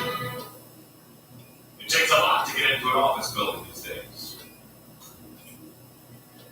cards, security passes, code boxes, special keys. But the most reliable security device of all is a dedicated human being. Someone like Vic Burnell. He had a perfect record at Dexter Industries. No incident ever occurred on his watch. And when Vic wasn't actually involved in a security check, he was reading about things that would make him a more effective person and employee. Yes, Vic Burnell takes pride in his work. What is that old saying? Yes. Pride goes before a fall. It's late Tuesday afternoon, and Vic Burnell is training a new security guard. Sometimes it's not enough just to check the doorknob. You gotta throw your whole weight against the door, make sure it's secure. Like this. You understand? Yeah, there's no shortcuts in the security business, Wes. There's so much I can learn from a man like you, Mr. Pronounced. Like your attitude, Wes. You're gonna do real well around here. Your company, healthcare benefits, lots of room for advancement. Even though we're still under construction, that vault there is fully operational. It contains computer secrets that are worth a lot of money on the I open. used to work at a building. It's for security. Yeah, we've got 3 cameras, state-of-the-art laser. You can tell this is a verified building There's a and it's control supposed to be box. safe. This key disarms the alarm if the system should misfire. Not that that's ever gonna happen. I designed the system myself. Really? You must be some kind of genius. No, it's not that. I just know a few things. It's amazing what you can find in books. I think. I don't believe it. You've really got a perfect record. 15 years in business. Not a single break-in or act of vandalism. Wow, that's something to shoot for. You can do it, kid. Later that night, Vic Burnell ran his last monitor check and was ready for a cup of coffee and his latest book. A good little green. I think it'll work out okay.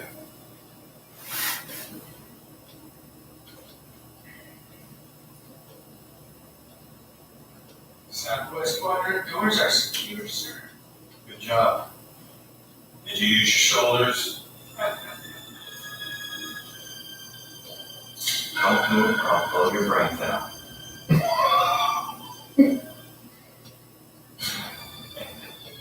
I guess I didn't use my shoulder, Vic. Perfect record. Ooh, bye-bye.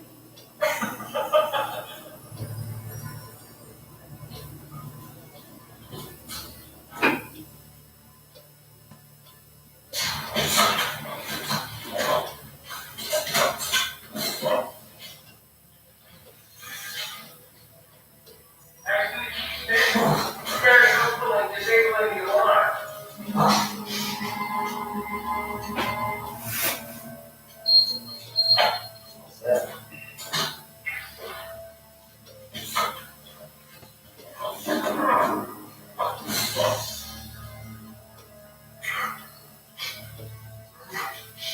Hey, Vic! Let's be like door number 1!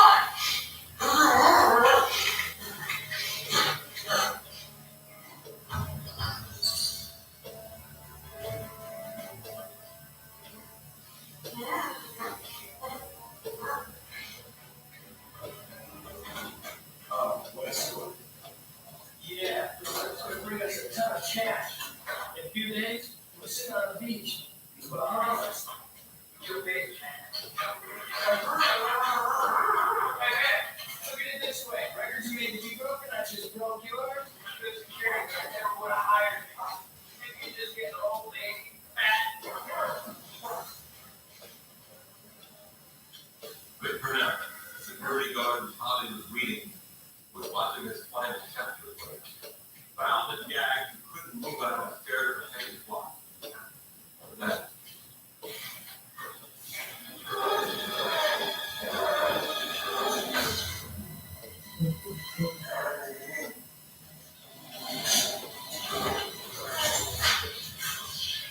What happened? Just a ball blue, man. Something to do.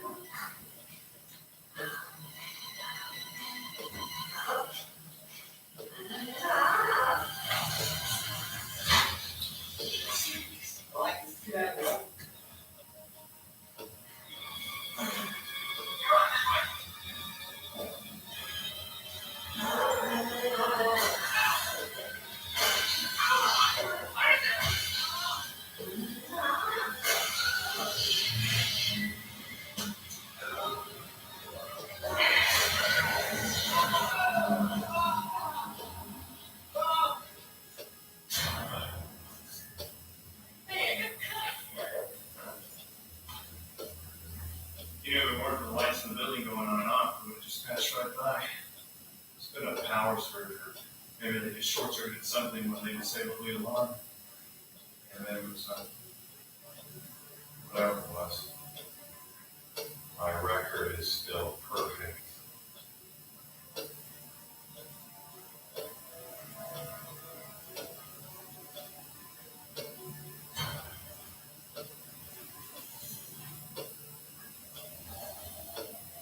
What really happened? Was there some sort of electrical short behind those exploding lights? Perhaps the crooks caused the short when they tampered with the security system. The building never experienced any sort of wiring problem in the past. Is it logical to assume such a coincidence could happen at the exact same time Vic was experimenting with telekinesis? Do you believe this story of top security? Or are we trying to sneak one past? We'll find out whether this story is true or false at the end of our show. Next, Mesquite spends a night of horror in a cemetery on Beyond Belief.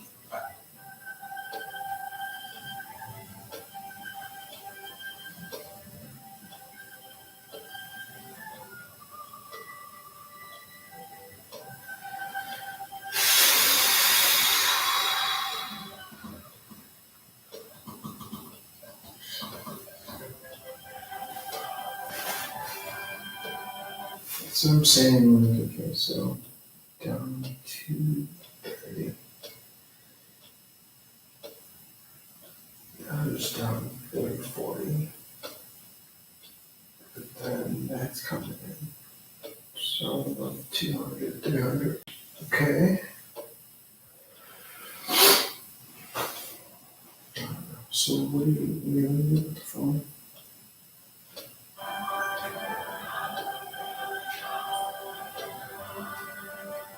And you've had this since like 2020. My secret game sections, secret dress spray. Just Or spray. 2019. That's their threshold thing. Secret actually fights odor. And gets a little free. Hours there, still good. Secret works. Here's your yeah. How much money would it take to make you spend a night? $70, $50, $100? It's a lot of money to some people. For example, a struggling high school student. But what is it about a graveyard that makes most of us hesitate to be on? Do we actually believe that there are spirits and ghosts that haunt the burial ground? Melissa doesn't believe in ghosts or spirits. She believes in picking up some easy money. She is about to earn everything.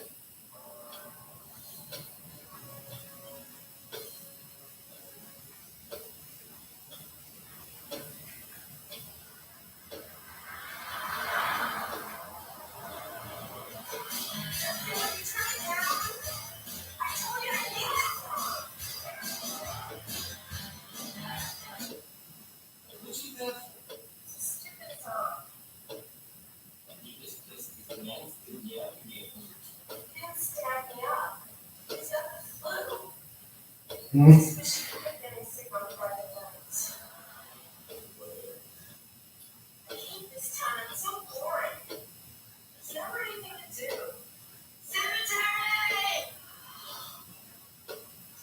You guys, you're so superstitious. Very necessary, don't you? Not dead people, lots of them. One of those dead people just happens to be Wilbur Lister. Who's he? He's a serial killer. Murdered 22 teenage girls and buried them under his house. He was caught, executed, buried in that cemetery right there. Roy's grave number 14. That's how the story goes. I know the story. What? You don't believe it? No, I don't believe it. It's just some stupid, scary story made up by a stupid, scary-looking person like you. Okay. I'll give you $100 if you go sit out there on Lister's grave for 2 hours. Huh? How about it when Lister got the wheelchair and you kick it? I wouldn't do it for 1,000. You're on, but you better have $100. All right. We shall see.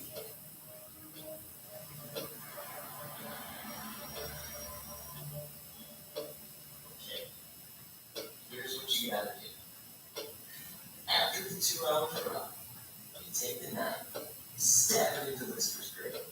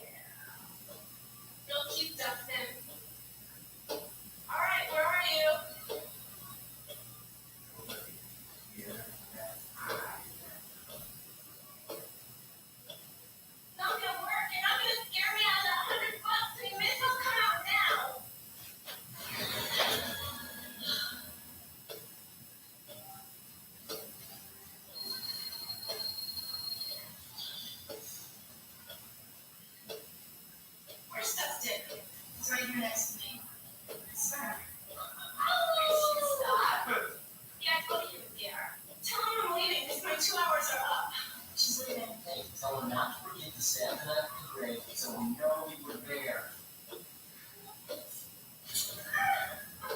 I'm not going anywhere. I'm going to let you leave.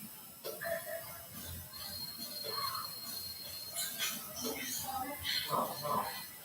It's the radio. Where? Where was the answer?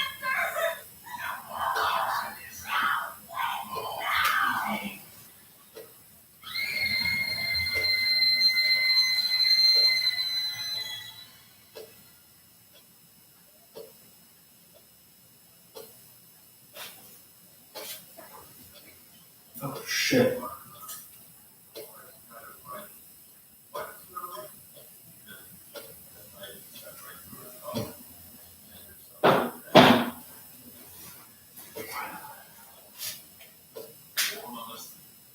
Was it the ghosts of the graveyard you did? She scared herself to death by unknowingly plunging at night, trapping her in place and causing her imagination to take over the dark. If this story of terror in the cemetery is real, you have grave doubts. Find out whether this story is true or false at the end of our show. Next, eyewitnesses claim to see a giant cubby murder on the unloaded back door.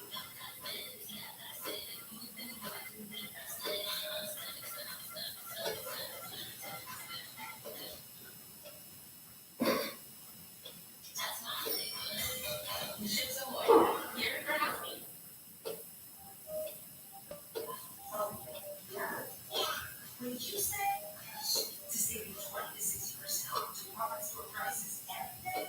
You're saying, yeah, to all the savings at Ross. Yes, for less. COVID-19 and being overweight makes it more risky. I'm calling my doctor. This is COVID. Paxlovid. Authorized for emergency use, Paxlovid is an oral treatment for people 12 and up who have mild to moderate COVID-19 and have a high risk factor for it becoming severe. My symptoms are mild now, but I'm not waiting. If it's COVID, Paxlovid. Having even one risk factor like being over 50, diabetes, or smoking increases your chances of severe COVID. Taken within 5 days of symptoms, Paxlovid reduced the risk of developing severe COVID-19 by 86%. Paxlovid is benefit will be done medicines. Taking it with certain medicines will cause life-threatening side effects or affect how Paxlovid works. So it's critical to tell your doctor about all medicines you take, including early supplements, because lab tests or changing pills of your medicines may be needed.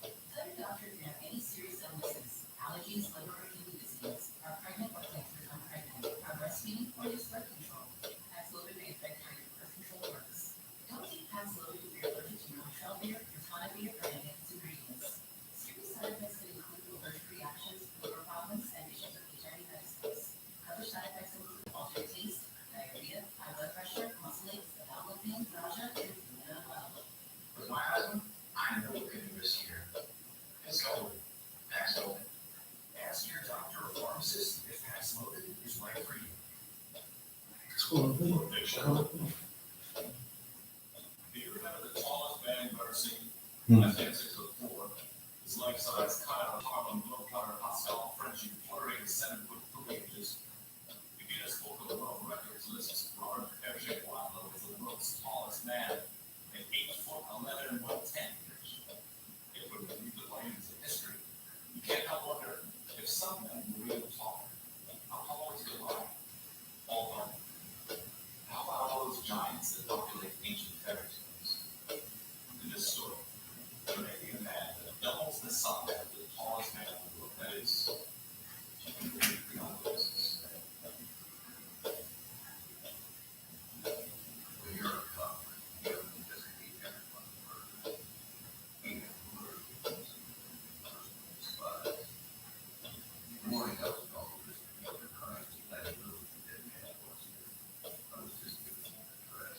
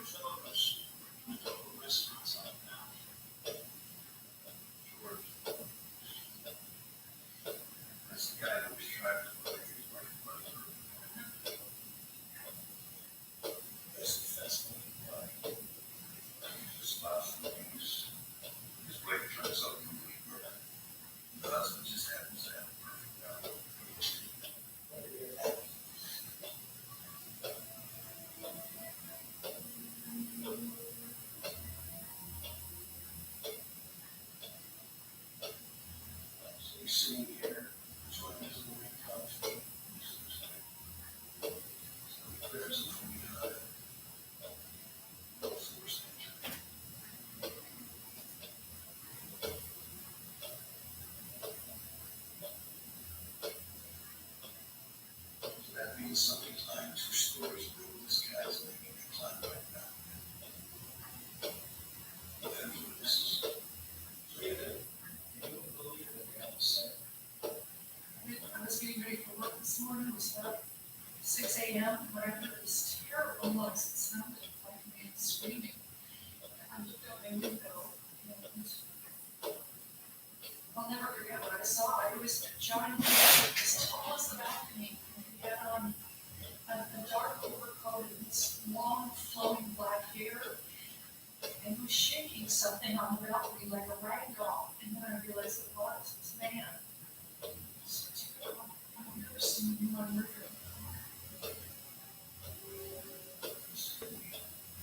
The murderer you saw, he was as tall as the balcony, you realized the murderer wasn't tall. It sounds crazy, but that's what I saw. Check the marches and think you got any chance here. I'll talk to you again, all right?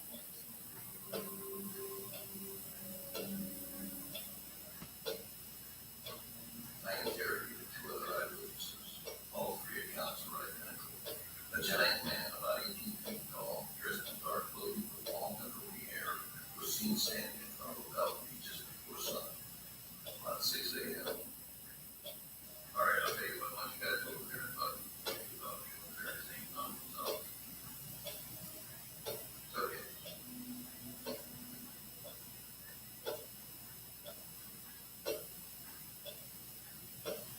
18-foot killer on the loose.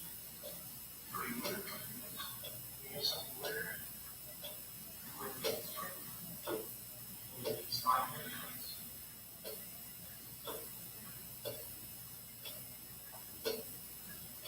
Yeah. My brother was in the case for several days.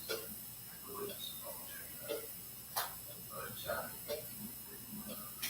not that one. And where did he go? He owns the man, but just disappeared in there.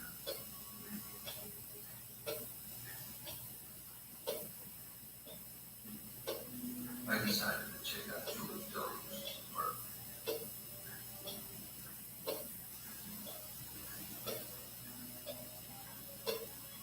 I took my time. I'm trying to imagine what happened.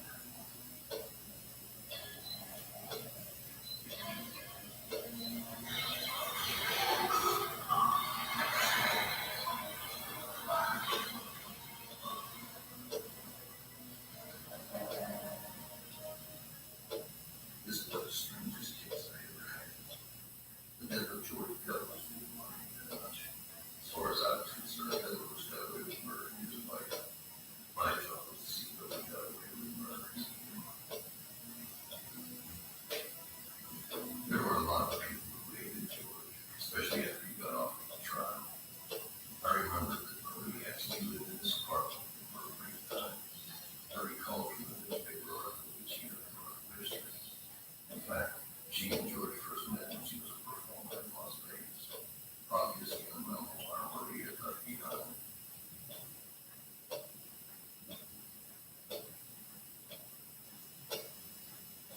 I didn't know what I was looking for, but I began to flip through the album. It was filled with old newspaper clippings and photos. One of the photos was of Marie Garibaldi and her brothers, the Flying Garibaldis, a well-known circus act from Milan, Italy. With each flip of the page, I learned more about Marie and her three brothers. They were a family back from as who traveled extensively throughout Europe. Marie Garibaldi met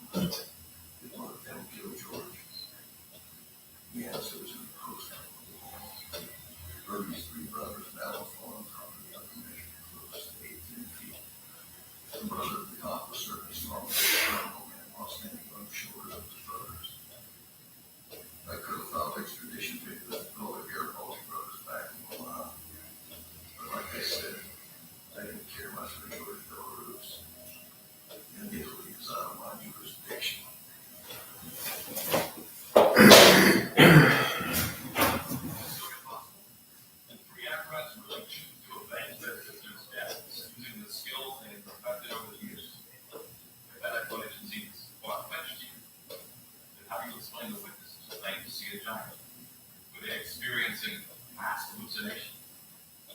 Is this story of familial revenge a true one? Or is it just another one of our tall tales? We'll find out if this story is true or false at the end of our show. Next, a river holds the secret of a mysterious stranger on Beyond Belief, fact or fiction.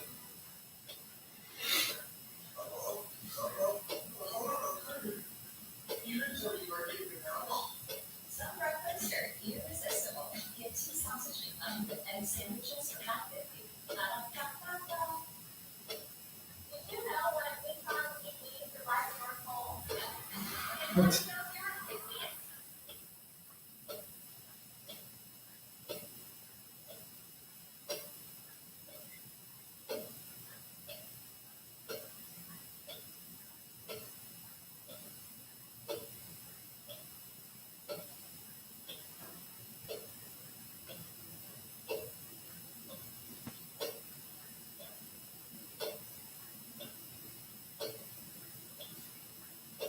You ever walk out of a mall into a huge parking area and realize you've forgotten where you parked your car?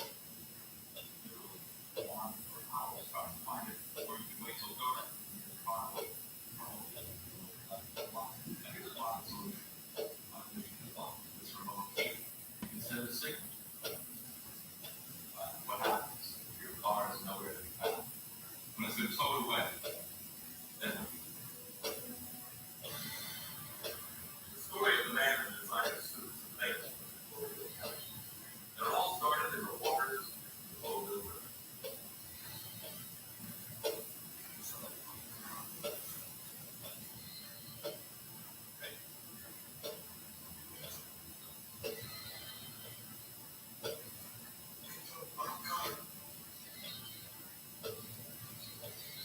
His rich clothing caked with Spanish moss and bayou mud, this man, Edward Decatur, was the kind of sight never seen before by the citizens of boats.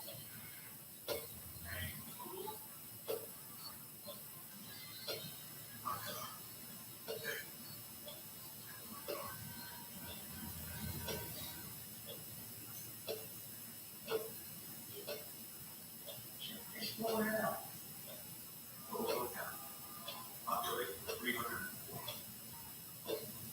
They took my car.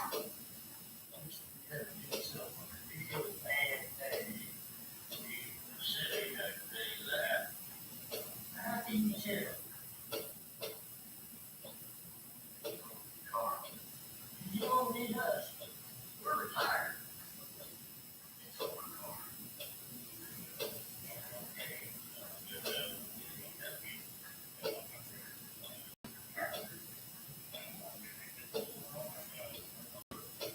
And you here.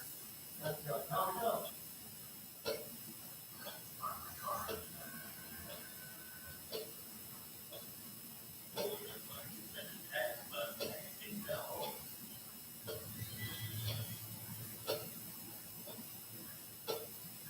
They still talk about the man in the fancy suit who wandered through town looking for his car and talking to himself, and looking like he had just seen something terrible.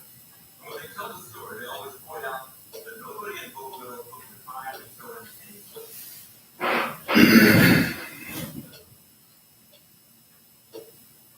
Hey, mister, why are you crying? Well, you might not cry about it. I am. What happened? Why are you so dirty and beat up? You sure are strange. I take you to Valadez.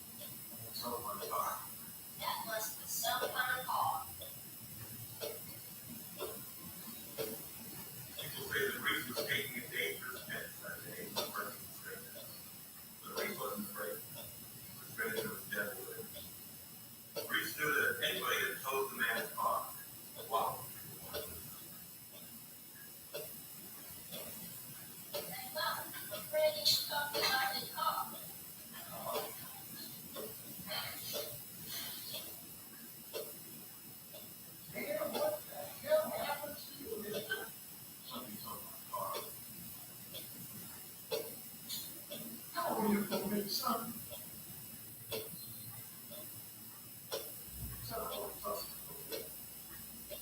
Son, what are you doing with that phone? What do you mean?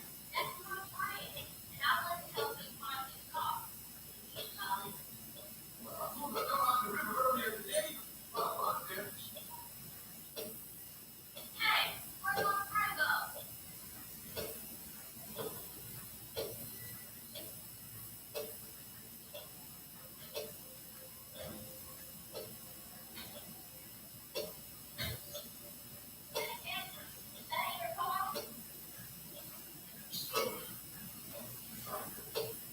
That's George time. Had to pull her out the river. Broke 2 chains doing it. I have to get some milk. Well, you got a key. I have to get some milk. Charles, you know what happened to football, man? You fucking the rock. Now, I have to get some. I know you got to get some money.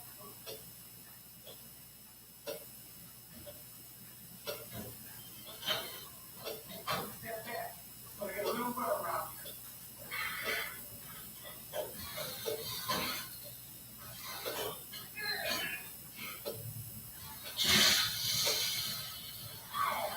It's like a damn bird. It wasn't what I thought meant, but it made the story a little crook. Get back, son. Stay back. What's wrong, Wally? Where's my friend? While I thought about this walking weeks away, we had to have it. Thus ends the saga of the wandering spirit in the circus. Is there a logical explanation for this story? Was it somebody else in the trunk, someone who was looking at it? An identical twin, perhaps. But then, we're in Edward's. Did the young boy imagine the whole thing? And how did Edward end up in the trunk of his car anyway? Maybe the answer lies in the gap that he built up the organized crime. Whatever the explanation, this story of a stranger in a car pulled out of the water inspired by an actual incident or we believe it. Coming up, we'll find out which of our stories tonight were fact and which were fiction. Went beyond belief.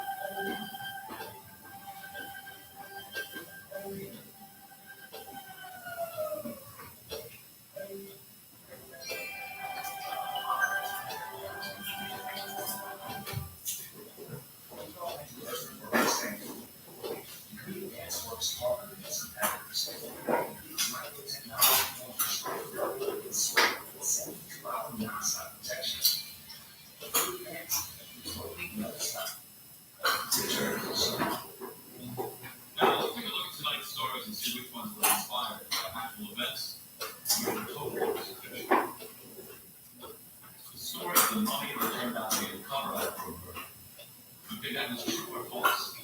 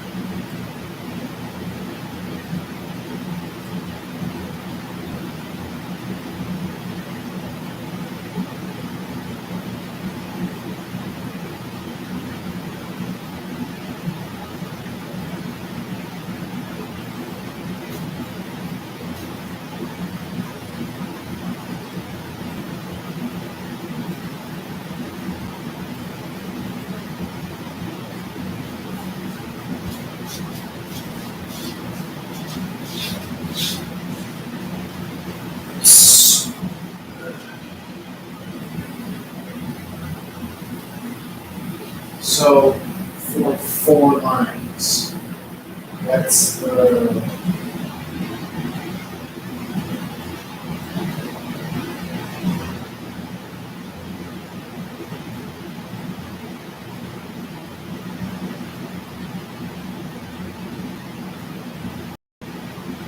$60 a line?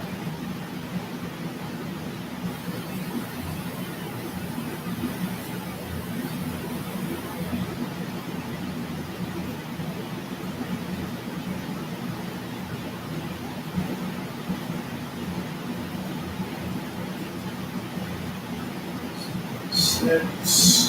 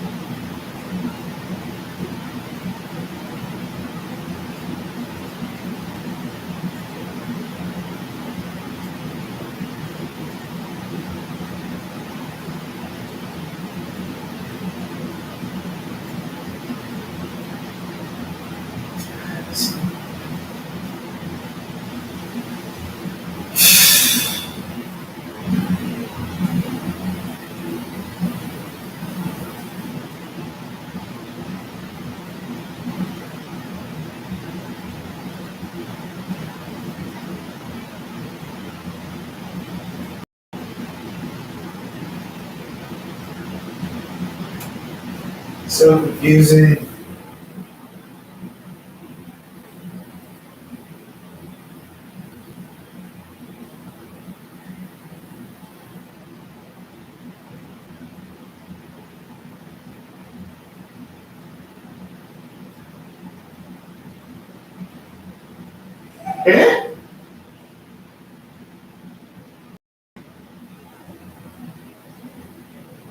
Okay, let's get the.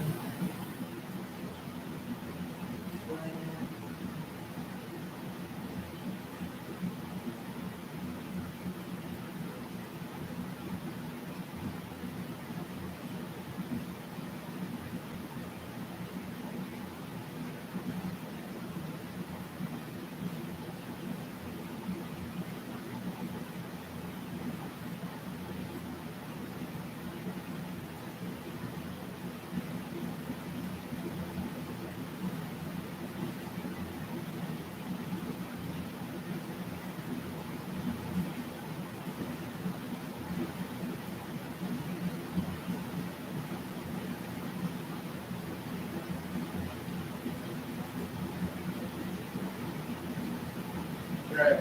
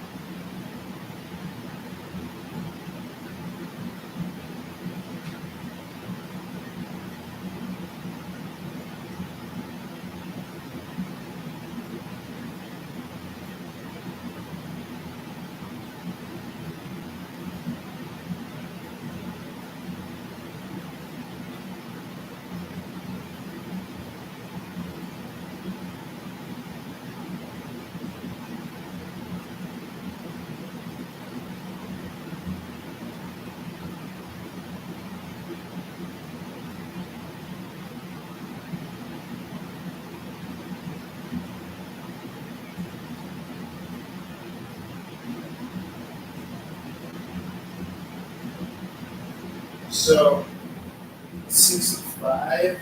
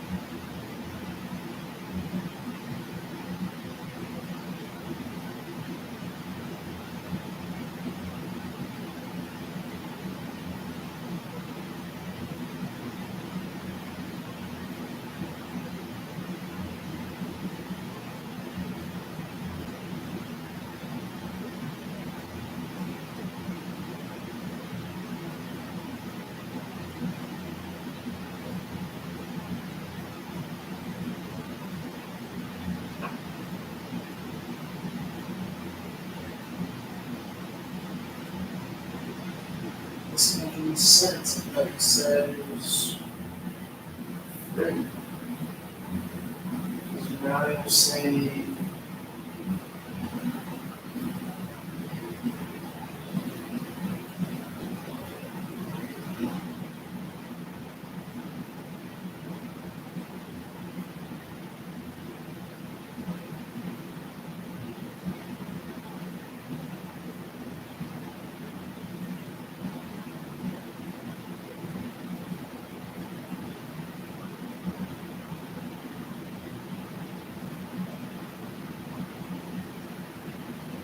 so now you're saying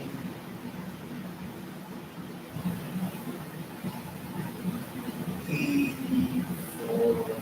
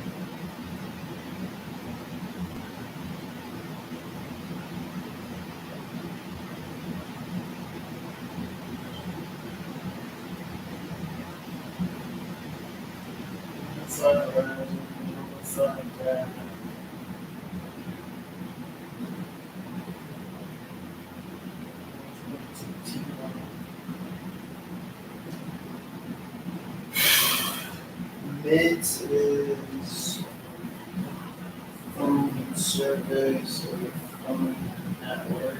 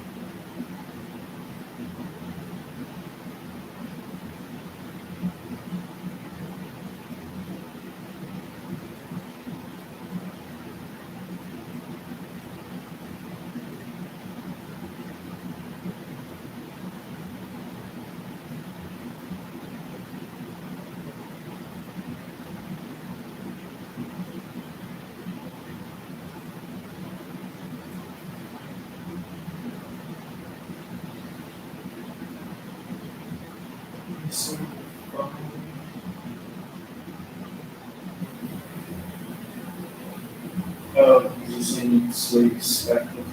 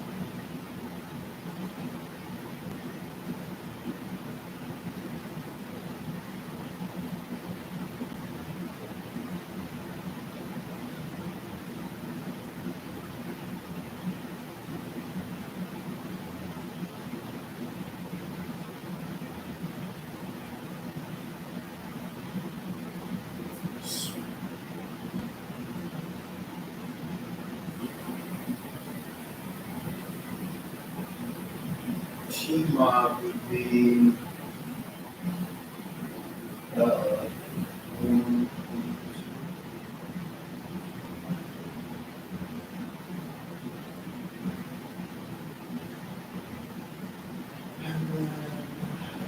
horizon would be around 5.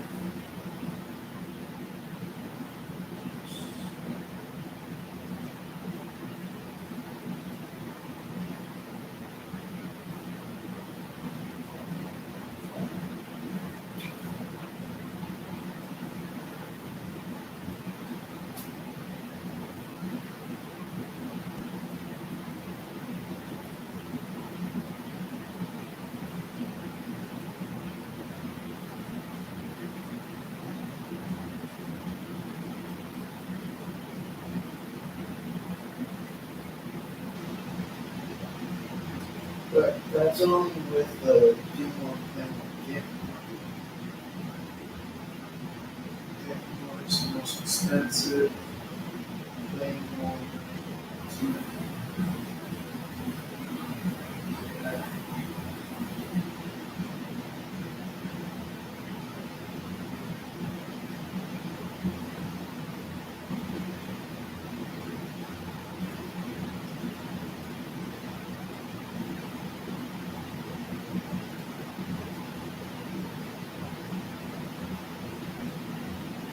you know what I'm saying?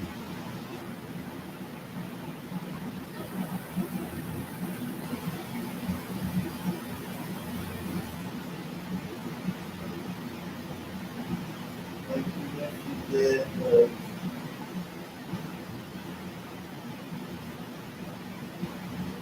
that's still 10.5 and from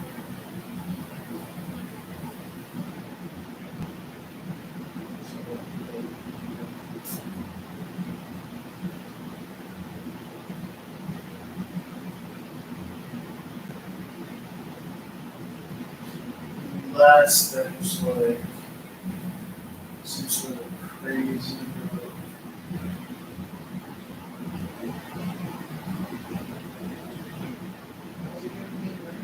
stuff that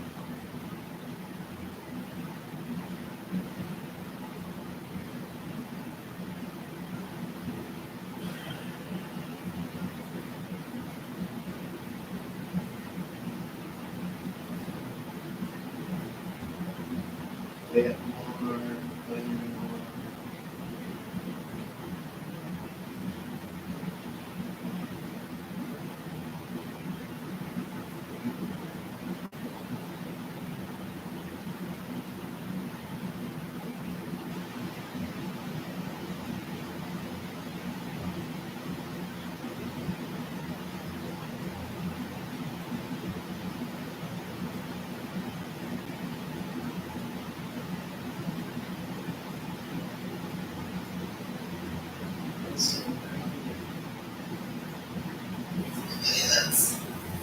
It's this night for you more, but it's this night for get more.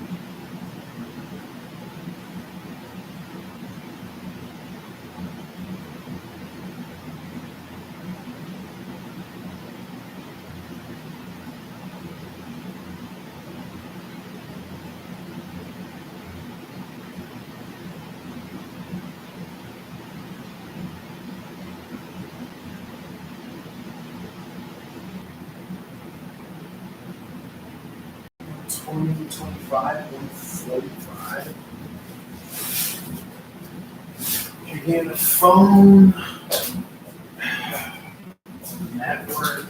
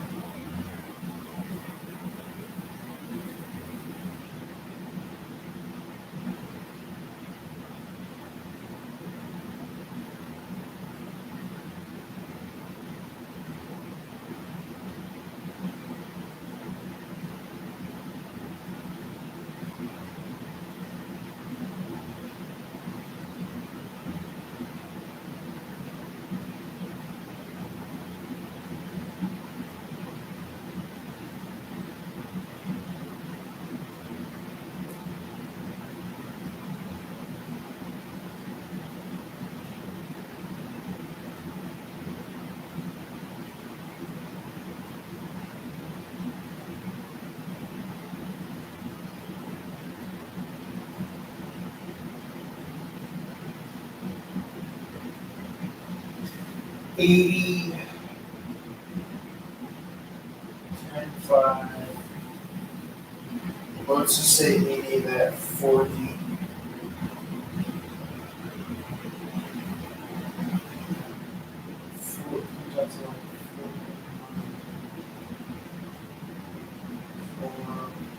Because the device is free.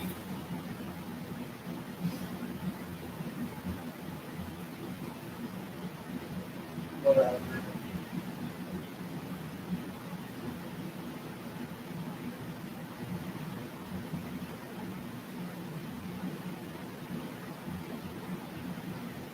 Paying for 25, it's 10.5 for that. But you're paying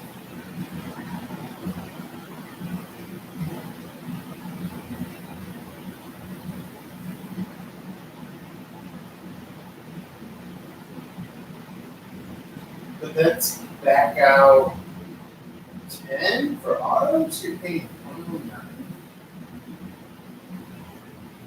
And then 25, so 135. You're not paying for phone, you're paying for a laptop. And I think you back out 10 auto.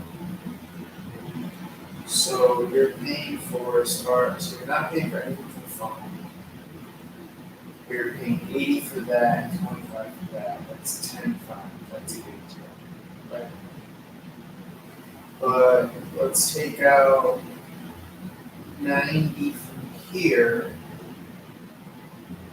and then you're left with what?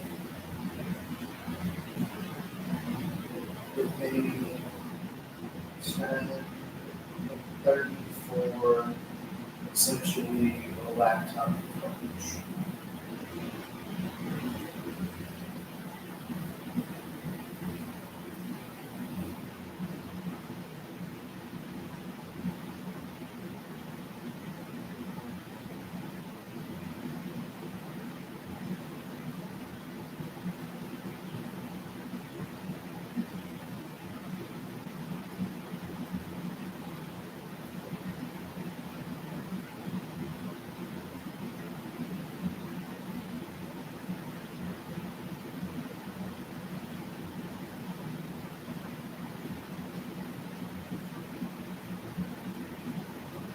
So you're paying for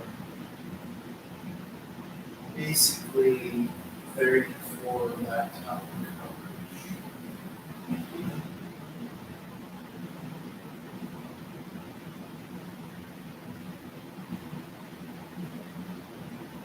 I mean, you do need a laptop.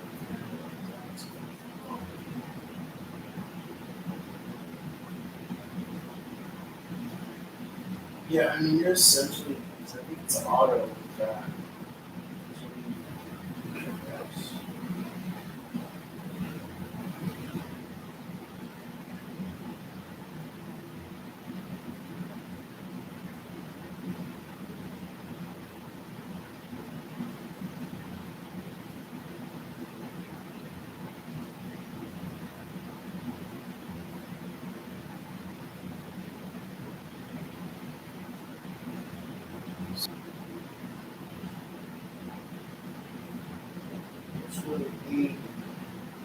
So I mean, as far as like 25